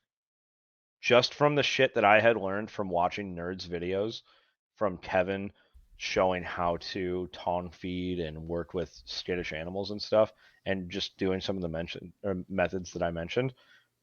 This animal that had never eaten in front of somebody in 5 years, I had it walking on me for food in 2 months. Yeah. It's just you just got to stick to the methods and actually put in the effort. And sometimes it's a half an hour of fucking standing still doing nothing. But And Biggest kind of shoulder, biggest taking shoulder yourself out of workout. the equation a little bit too. hmm Yeah. Yeah. I mean, the last thing we want to do is force interaction, but yeah, I can imagine just like holding on, almost like just yeah, like you just got to have your phone right here and one arm up here, and you're just okay, just waiting for it. just imagine your shoulder starting to burn. Oh yeah, yeah, you gotta have something to rest it on for Oh, sure. that's great. Yeah, Um, that's why captive bred though. You don't got to worry about that shit with captive. Yep. really, Yeah, yeah, for can sure. can you take us through? So real quick, just like very basic, and like what are you feeding them mostly? So I breed grasshoppers. The hatchlings I'm feeding to like almost exclusively grasshoppers with the occasional crickets. Um, I'm trying to get them used to trying multiple food items, so I'll start doing egg and pinky mice and stuff. Like, so I'm already doing that at a month old. But like 99% grasshoppers. Um, they won't take dubia at this size because they want large food items, but for the dubia to be large enough that they notice them, they're too big for them to eat because they're like oddly shaped. Yeah. But with the adults, the males is like almost exclusively dubia, some grasshoppers, and then the females are almost exclusively quail, which is why I just bought 1,000 quail. Is that just to build up for breeding, just since they're hmm breeding so often? Yep. The That makes quail sense. have less fat, more protein than mice, so C- can you break down what it's like breeding these guys? Is it fairly? I mean, I feel like with monitors, it's really not straightforward. But just like, what does it take to be able to get them to breed successfully? um well, it's one of those things where it's like the first clutch, there's a lot of trial and error, and you have to figure out what triggers the follicle development. Um, it's not just going to be cut and dry every time. Sometimes, if you just increase her food, she'll start cycling, even if it's the first clutch. A lot of the times, though, you got hoops to jump through. If you increase the food and they don't do anything, you got to try messing with temperatures. You got to try messing with light cycles. It's mostly the temperatures, in my opinion, or the amount of food they're taking in. But yeah, I mean, it's pretty much just a lot of experimenting. Yeah. Typically, once you get through the first one or two cycles, by the third one, it's just kind of like a cakewalk. They're in a rhythm. They definitely build. Uh, they're like conditioned at that Hmm. point to just go through the motions. And Yeah. also, usually the first one or two cycles are typically all infertile too. Oh, okay. Okay, good to know. Yeah, I mean, hmm snake at least with retics, they kind of function the same way. Once you get them to have that first cycle, they basically repeat that same thing the year before, but start a month earlier. hmm And then if they're going to go again, and then it's kind of the same thing. You'll notice the same behaviors: increased food response, slow down feeding response, and then off of food, and then the pairing and all that stuff. But um, so you so I get different ways to cycle them. There's temp cycling, there's food cycling, and is there any? So I know with green tree pythons, a lot of people also consider light cycling. Is there like a I difference in the way that you navigate lights, or are your lights set the same the whole year? when I temp cycle, that's also what I do. I don't just change the temperature when I temp cycle. So I mentioned um my basking's typically at 140, and I have Hmm. two of them at that temp. When I temp cycle, I turn one off completely and I set the other to like 110. And then my lights are on a 14 on, 10 off. When I temp cycle, I go to 8 on, 16 off. Nice, cool. So I So I just keeping it cooler longer, and yeah, and I even drop the temperature because they're in my living room. I even drop the temperature in my house a few degrees at night to try to affect it that way too. So I I'm I not used to saying do the it. same thing when I had them in my house. I'm not saying it takes all of those steps. I'm just saying one of them is working and I can't pinpoint which one, so I just do So all I'm of doing. them Oh my because gosh! one of the eight things I'm throwing at the wall is sticking. Right. So So let's just keep doing all eight.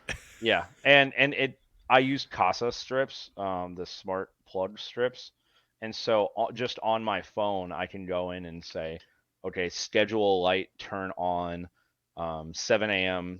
turn off 9 a.m. and then when I want to start the temp drops and stuff, I'll switch it from 7 on or on at 7 a.m. and off at 9 p.m. to on at 9 a.m. and off at 5 p.m. So Oh, I okay. can do all of it from my phone. And I can even set all those schedules so they're always there and I can just click on and off which ones I want currently working.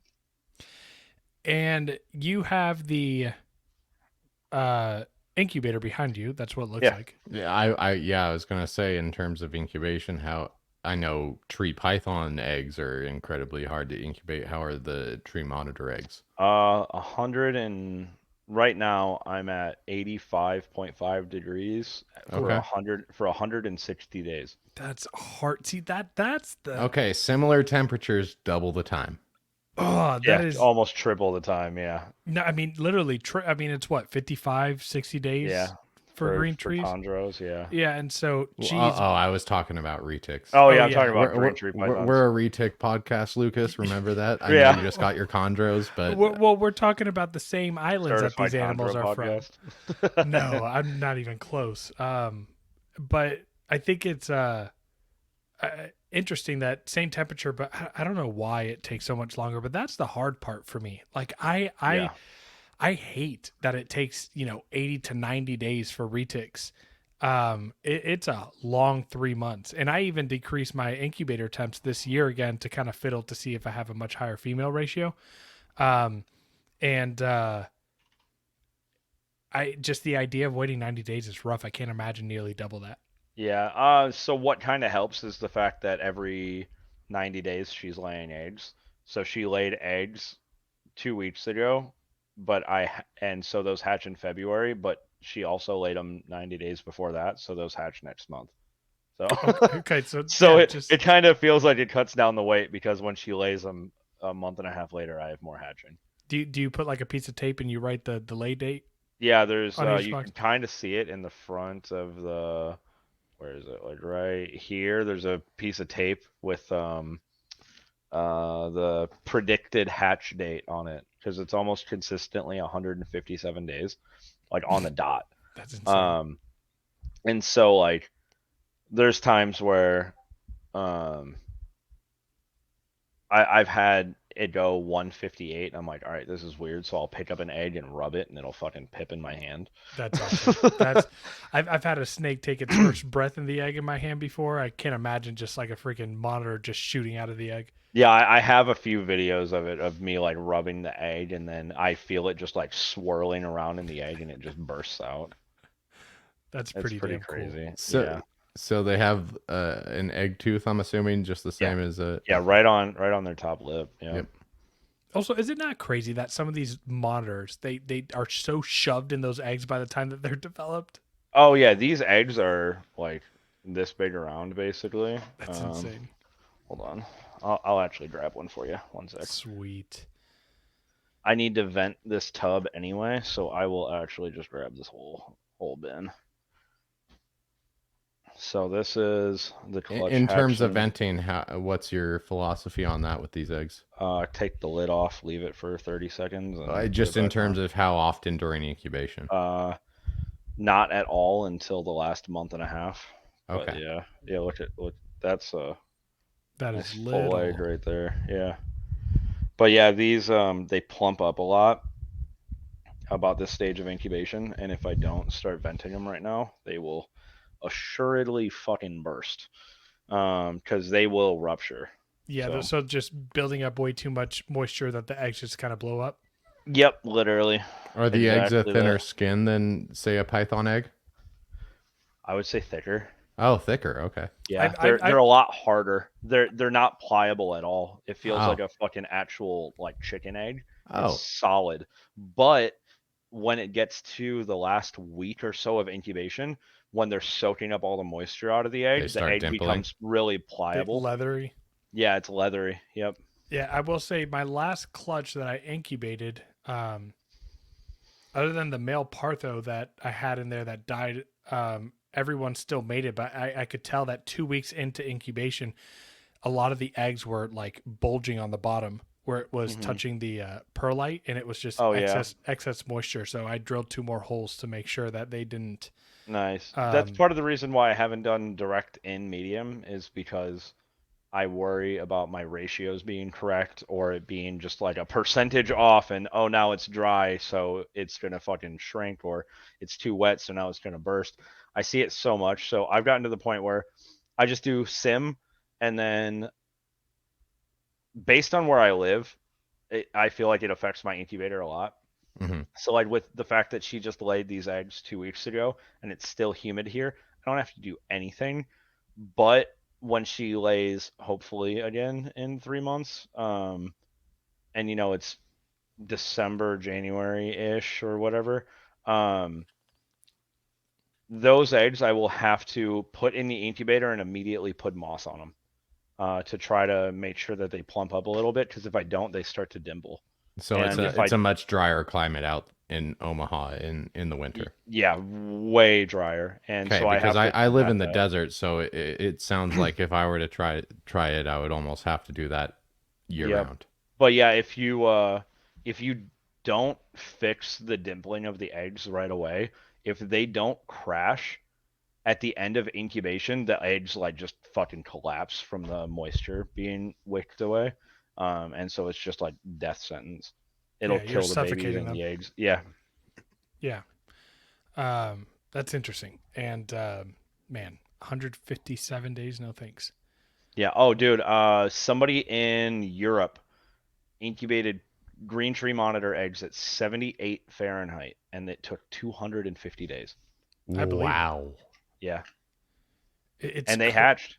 yeah, it's crazy how like just a degree or two too hot will kill them immediately, but you can literally incubate them almost 10 degrees lower than the standard, and they'll still hatch, but it'll Yeah, just take way which longer. is why I think we're, if there's a spectrum, I think we're here.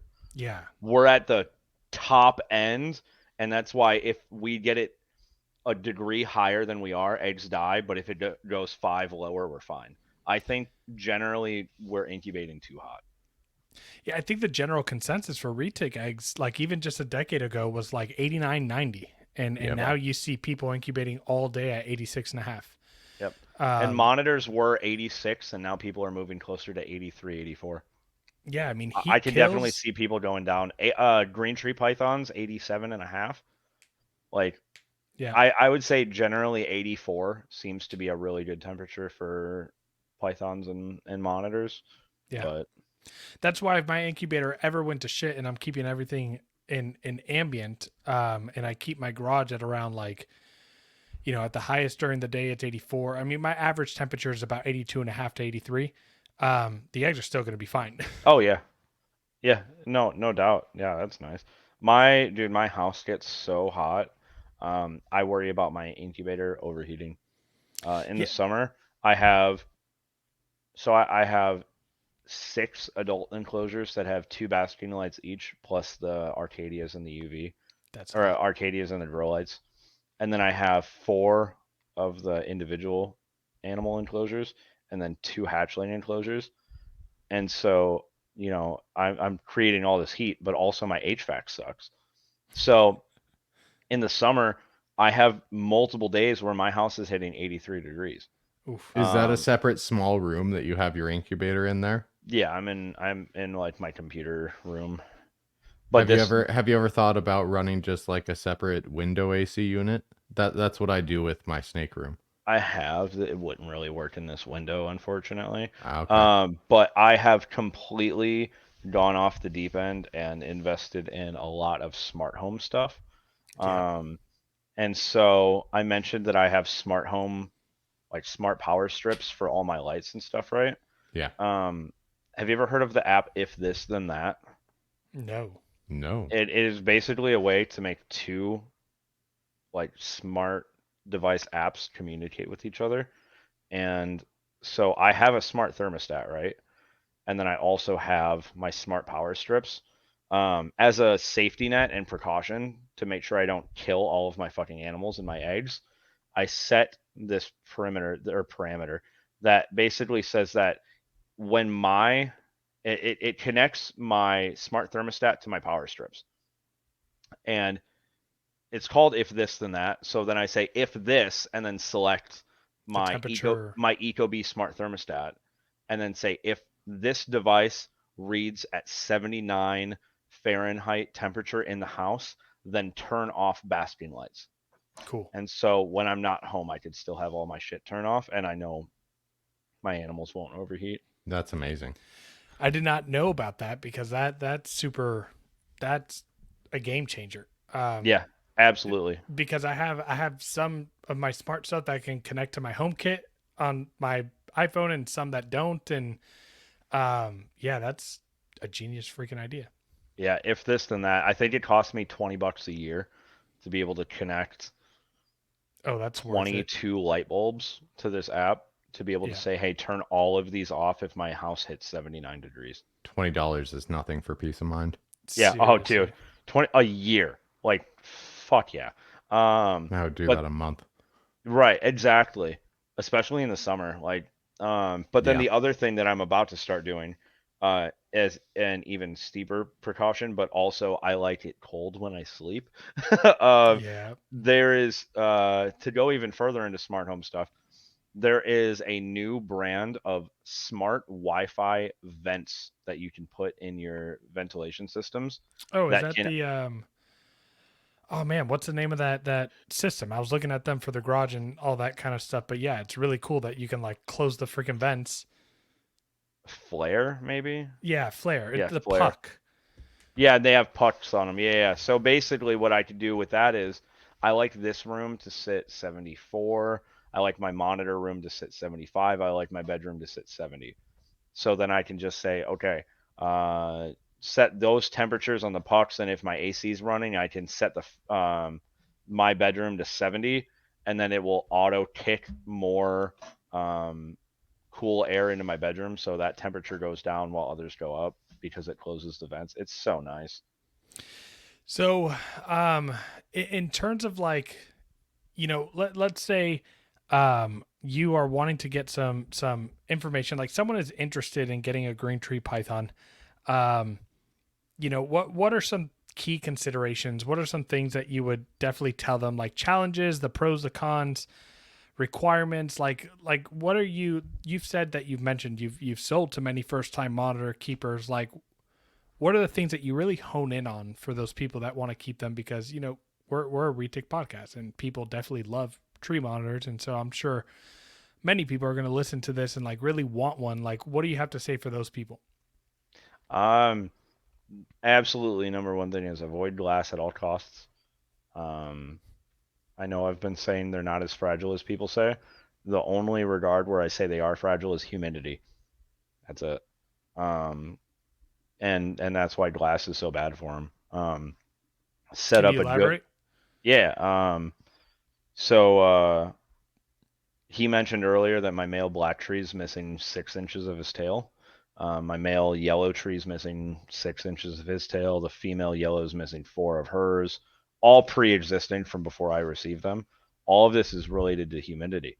So their tails taper off to such a fine point that when it's too dry and they have shed issues, the shed will constrict around the tip of their tail Yeah. and cut off blood flow and cause necrosis, and it'll creep up their tail until they start losing major chunks of it, and you have to have it amputated. Yeah, that's a common thing in a lot of retic babies that a lot of people don't realize. Like if you don't make sure that tip of the tail is cut, but so is it too little humidity? And so you're saying that glass is just like It's it too much ventilation on top. gotcha. Okay. So oh, that's what you're talking about. Like those Yeah, kind of like like tanks. the screen on Yeah. top of glass, plus there only being ventilation on the top, so then that heat light coming from above is just obliterating all of the moisture in the air Yeah. while having no humidity being trapped inside. It's just a recipe for fucked up sheds. So So stay you do want a little bit of ventilation even around your basking lights. No, No, you not want it pretty form fit. yeah. So I was just saying in terms of it's basically trapping the heat in because there's nothing um, except for this mesh, and it's just obliterating the moisture in the yeah. air. Just you basically have a hot box. Yeah. So for new keepers, stay away from the mesh tops and the glass tanks and things like that. And Yeah, and I yeah. interrupted you. I really like the new Dubia.com enclosures. Like they're very cost effective, but I've even told Darian myself like I can't personally use these until you figure out a remedy to seal off a bunch of that ventilation. Yeah, I'm waiting for Focus Cube to come out with like a top for them. Yeah, literally. And that would make them functional. They are great, they're well designed, they're way better than those shitty Zen habitats. Yeah. Yeah. Dude, I can't stand Zen. Um and they're nice people. I've talked to them. They're great. I can't stand the enclosure. I've had Just one. with the species that we work with, it just is not feasible to put those No. animals in there. Yeah. But I had a Zen at one point, and this thing, no matter what I did, would not sit even. It sat like this, and Hmm. because of it, the plexi being here, there's a gap in the Yep. fucking window here, and I had monitors like jumping and getting their tails caught, and then they'd just be dangling there by their Oh tail. no. Yeah, it was bad. It was really bad. We wanted to blow the thing up with tannerite. We No almost did. kidding. Um, Would have been fun. yeah, but yeah, that's the number one thing. Go with PVC, no matter what brand you go with. Um, What just else make would you sure it's tell PVC. anyone interested? Um, as I said earlier, cover the walls, set up a misting system if you have to. Just do your planning, and as long as you have the enclosure planned out top to bottom, walls furnished, you have an idea or access to the food that you need. Um, and then you figured out your temperature gradients. You don't have to do plants, but you can. I like the plants. I think they look nice, but it's just for us, right? I mean, yes, but I feel like they definitely can benefit from The the foliage and extra, coverage, yeah, yeah. the I mean, coverage, but and not only then I foliage mean, and you're going for, I mean, even if you are breeding them and selling them, it's still a display animal Oh yeah, yeah, to yeah, for sure. I agree. almost every reptile keeper that wants to keep tree monitors. yeah. Yeah, So I you just might as won't well say go it's that extra step. mandatory. Yeah, I just won't say it's mandatory because I know it Of can be course. hard to keep plants with stuff like that. Yeah. Right. Um, But I also won't say it's just for us because at the end of the day, when they're out in the wild, I mean, they have an ecosystem from the soil down to the right. roots to the plants, and it's an entire ecosystem that is creating these animals the opportunity to thrive. And I Yeah. mean, replicating that in captivity, like certainly we can keep them lesser, Yeah. but I definitely think that they're. I mean, with the grow lights, the UV, everything that you need to get them to thrive, it's got to be benefiting them some way. Yeah. Oh no, I can agree with that for sure. But then I guess on the last point on why to avoid glass, for whatever reason, house cats seem to love trying to get at tree monitors, and I've seen 30 too many posts of, "Hey, my cat ripped the screen on the top of my aquarium and got into the enclosure and killed my monitor." Yeah. So, and some of these are captive bred, and so imagine paying $2,000 for your house cat to kill it. Well, and If I'm that's a paying two big thousand reason dollars for why an if animal, it's not in a glass freaking enclosure. I'll tell you That's what that. I'm saying. Yeah. yeah, Got to be out your mind. it's a big reason why if I get into tree monitors, I'm keeping the retics to one, maybe two clutches at the most a year because I mean, I have house cats. I know how much they like to look at the retics already. So, you know, if I don't have them in their own separate room, I can't feel good Yeah. about keeping Right. them. I know the I cats would just antagonize them all the time. literally Oh in the yeah. spring, every time I come downstairs, my cats are in the kitchen looking out the back window and they're making that stupid clicking noise They're because they see cackling. Yeah. yeah, because they see birds, they see lizards, they see something, and I just know that if a monitor was anywhere around, they'd be doing the same damn thing. Yeah, and they would kill it in a heartbeat. It sucks. I see it minimum, I would say 3 or 4 times a year of somebody's tree monitor being killed by their cat, and I'm like, That's so look, frustrating. man, if you're desperate to keep it in glass, at least put it in a room where the animal can't get to it, or Yeah. maybe it's just not the right time. You know. Especially for your Um, what $125 adoption fee for your cat versus your $2,000 right. Uh, monitor. but that's I guess on that conversation too of like advice for people wanting to get into it. Don't put yourself in this box, no pun intended, of um hey, I just spent 2,500 on this animal. I don't want to also spend 500 on the enclosure. No, It's don't. mandatory. It's part of the cost of the animal. It's not just a $2,500 animal. You have all these costs. Yeah, have the Um, enclosure before, right? yeah, no, exactly. But I've heard that alone 3 times this week from people that had already bought tree monitors and stuffed them in like a 12 by 12 by 18 Exoterra, and then Yeah. asked me my opinion, and I'm like, you don't want to hear it. I'm gonna tell you it sucks.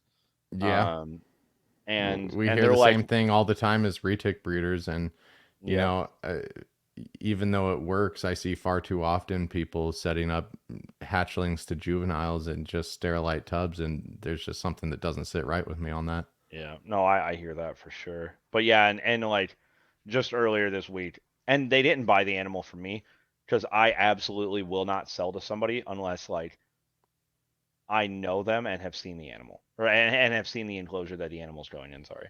Hmm. And so I'm like, I'll take like, okay, we have an agreement. You're going to put it in this PVC enclosure. Cool. I'll take your deposit. Let me know when the enclosure's done. Okay, I can ship now. Let me see the enclosure. That's like, I'm pretty strict on it.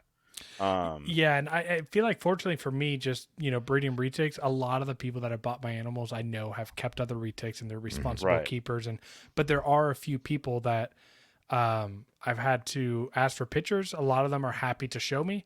And then I There's some have that'll just ghost though. yeah, Oh I've yeah. yeah, that happened to Nathan recently, and I've actually had some that I'm like, hey, can you send me a picture of your thermostat, your setup, like, and any other snakes that you might have, and I've had people like go off on me, and I'm Really. Hey, like, that's the yeah, number one way to not get an animal from me. Like Right. No. it's not me Absolutely. trying to like undermine your keeping or anything like yeah, that. I I want to don't, make sure that this animal's gonna thrive Yeah. for a while. yeah, it's not Yeah. because I don't believe in your capabilities. This is an animal I brought into the world, like, Yeah, dude, I I had somebody message me a couple weeks ago and they're like, "Hey, just picked up this captive bred tree monitor from so and so.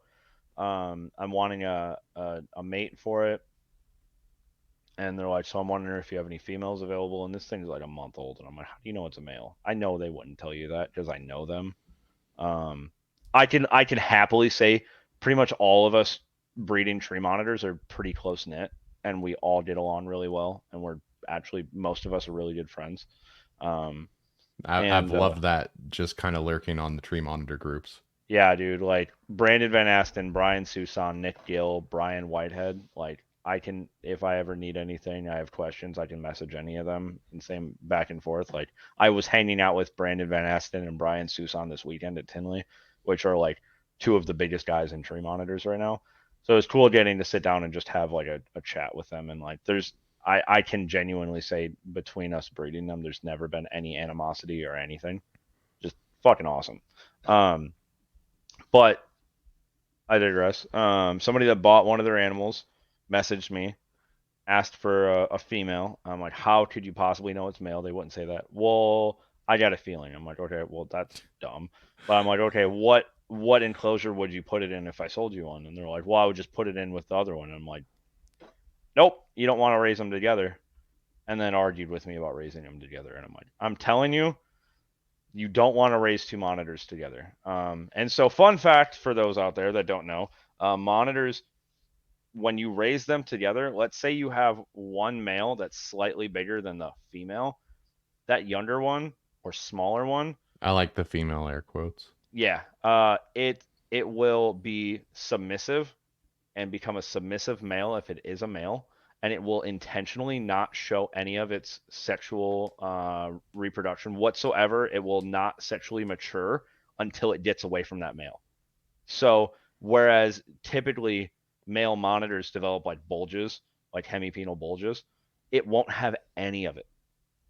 And it will actually display as a female to not be competitive with the other male. that's So if you insane. raise A monitors survival together, mechanism, I yeah, it is. guess. So if you raise monitors together and let's say you have a group of 3 monitors that you raise together, it will almost assuredly be a 1.2. So just don't raise them together. Animals are wild. Yeah. Yep. That's pretty insane. Like I'm a not drop my nutsack because I don't want to be a I don't threat want to to get you. beat up. Yeah, Yeah. it's crazy.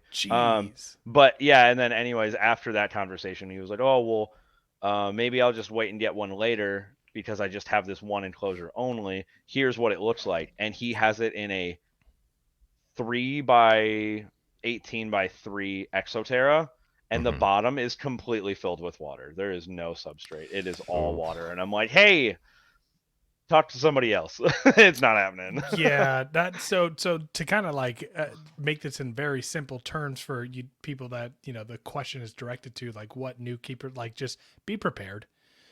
Like do your research, like understand the animals a little bit and have the enclosure set up and ready to go. Don't go buy one of them and be like, oh, I need to get a cage ready in a week, because it's probably going to take you a few days, if not longer, to really especially for your first one, I can imagine, to really dial in your temps. Hmm. Because that's a big range you got to provide them with different lightings and all that stuff, and then you have to consider the ambient in your room that you're having them.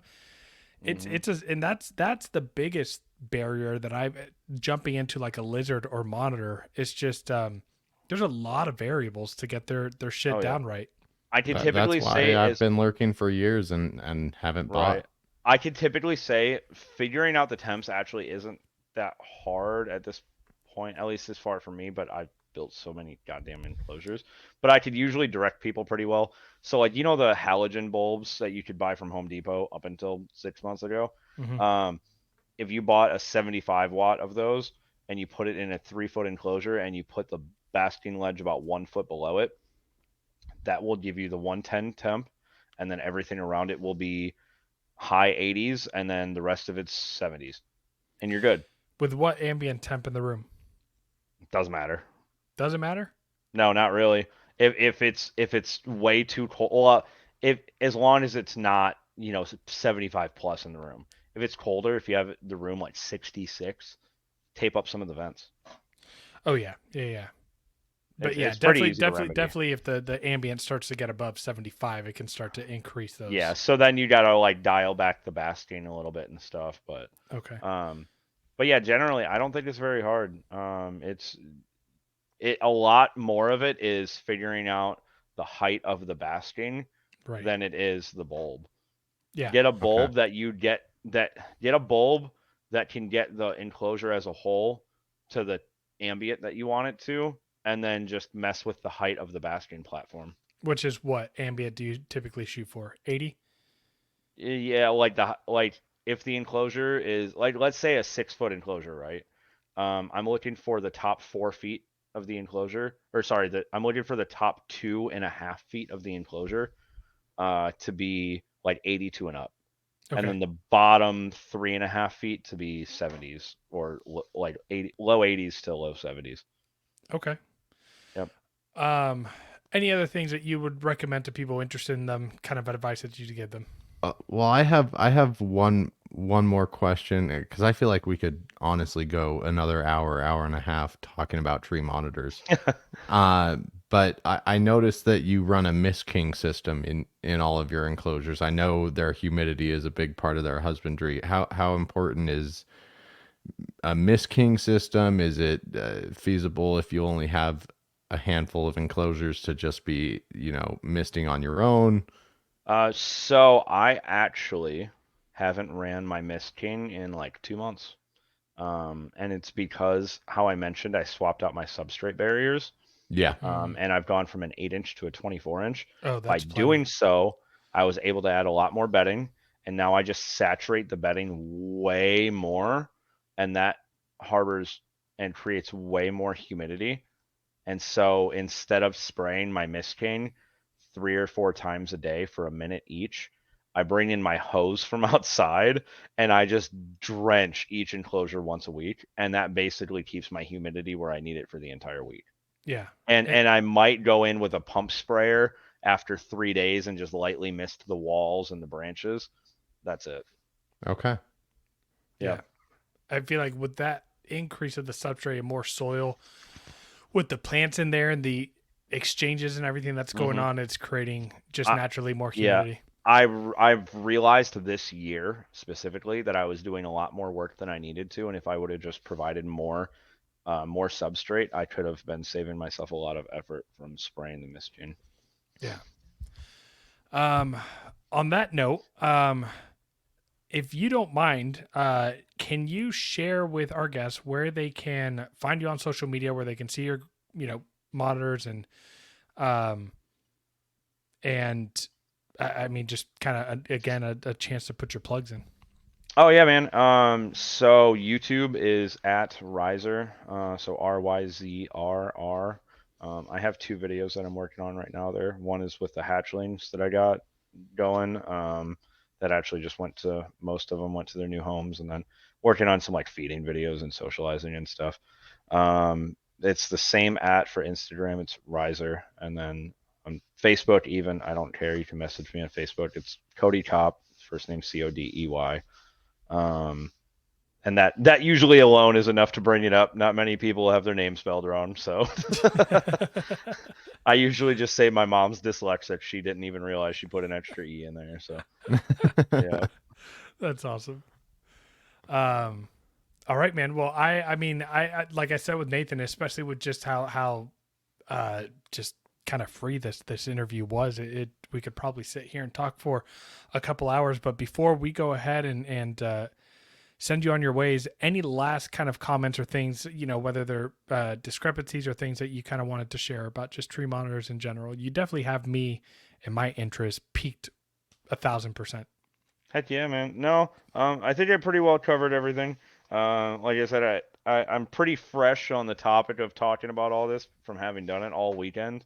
Um, Right. but no, I mean they're just fun. Just go easy. Don't force yourself on them if you get one. Plan an enclosure in advance. Show the enclosure to the whoever it is that you reach out to as the breeder. Ask them their input. At shit, I don't care if you buy off Nick Gill or Brian Susan and you want to ask me my opinion on the enclosure, you can do that too. I don't mind helping other people's customers. It doesn't hurt me at all. If I can get the peace of mind knowing my friend's animal is being cared for well, that's fine for me. I'm not gonna yell at you and go back to him. Across the Um, board, that's how the reptile industry should be. yeah. It should be. Unfortunately, I've had some opposite experiences, but I can appreciate that sentiment Mhm. and gesture would more than you imagine. Right. Yeah, and the way I see it too is just like, hey, maybe if I help this guy out, he'll buy off me in the future too. Like you never know. Right. And that's not my motivation, but it's there. But It's good customer service. I mean, at the end of the yeah. day, there's numbers and finances involved with keeping these animals, and at the end of the day, when you give people time, even if they haven't given you their money, it's always an opportunity to earn their business. Oh yeah. But yeah, and then try to like if you want to try breeding, just try to buy your offspring from different breeders. I don't like the idea of hybrid or of inbreeding. So even for people for that reach out to me saying they want to get into breeding, I won't sell pairs. I will only sell one, and I'll refer you to one of my friends to get another one. Cool. Just because I don't want to do that unless I know you plan to have multiple bloodlines. And that's a different topic. And don't hybridize. That's a short one. That was one thing that I wanted to bring up, but yeah, I feel like that could have been a whole other. Yeah, I'll give you the TLDR rundown of that.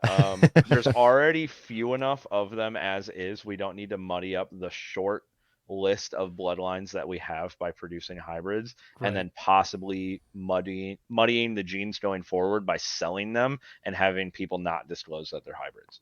Yeah. Hey, we talked almost about this exact same topic last week, so Yeah. Nice. yeah. But yeah, that's pretty much it. They're cool though, man. There's even some other cool shit that I didn't get to go over. Like, I know one of the questions you had, I think, prepared was just like fun facts about them and stuff, and it's just like they are the only reptile on the planet, or the only monitor lizard on the planet, is tree monitors that will use their limbs to grab bugs or food. Yeah, They they can figure they out Badass. can puzzles reach they can amazing. reach in to like cork and stuff and pull food out. And That's they will pin badass. it down and bite it. They're the only ones that do it. I have videos of me I'm putting waiting. I'm dubia. waiting for them like on command to just like flick you off. Right. And No shit. But I have videos of me like stuffing dubia in syringes and holding it up, and they'll like reach in and pull them out. Yeah, that's Only I believe monitors that it's do it. Reptilatus or Reptiliatus Yeah. has some videos of his Yeah. monitor His queen doing that. grabbing crickets out of a glass vial and pulling Yep. them up. And that monitor was produced by Brandon Van Asten from Canadian Cold Blood too. So Okay. Yeah, yeah. So if you've you're in told me Canada nothing and but good things about him. yeah, yeah, and if you're in Canada and don't feel like waiting a year and a half to get a monitor from me, hit up Brandon because the CITES form to ship a monitor to Canada is brutal. I did it last year. This year I applied for the form last February. I got to ship the animal this June. jeez, Okay. So yeah, it's rough. that's that's a lengthy process. Yeah, Yeah, I know we have a him. couple of Canadian friends that watch the podcast, so Yeah, when they him hear this getting and get totally enamored with tree monitors, Yeah, up him Canadian cold blood. getting monitors here is easier than us getting monitors there. So, Okay. yep.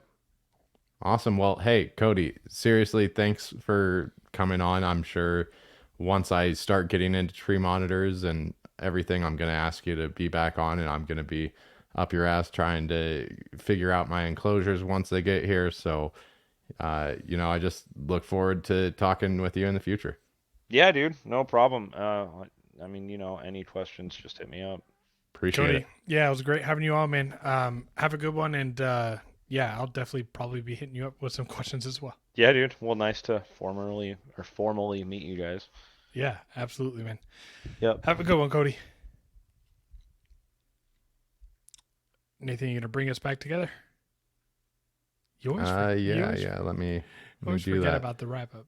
Yep, I always forget about the wrap up. But guys, This is the worst idea ever was to do species spotlight. By the way, yeah, I have a feeling we're gonna have a lot more of these episodes, but I mean, definitely the last two are the most special to us, Yeah. personally.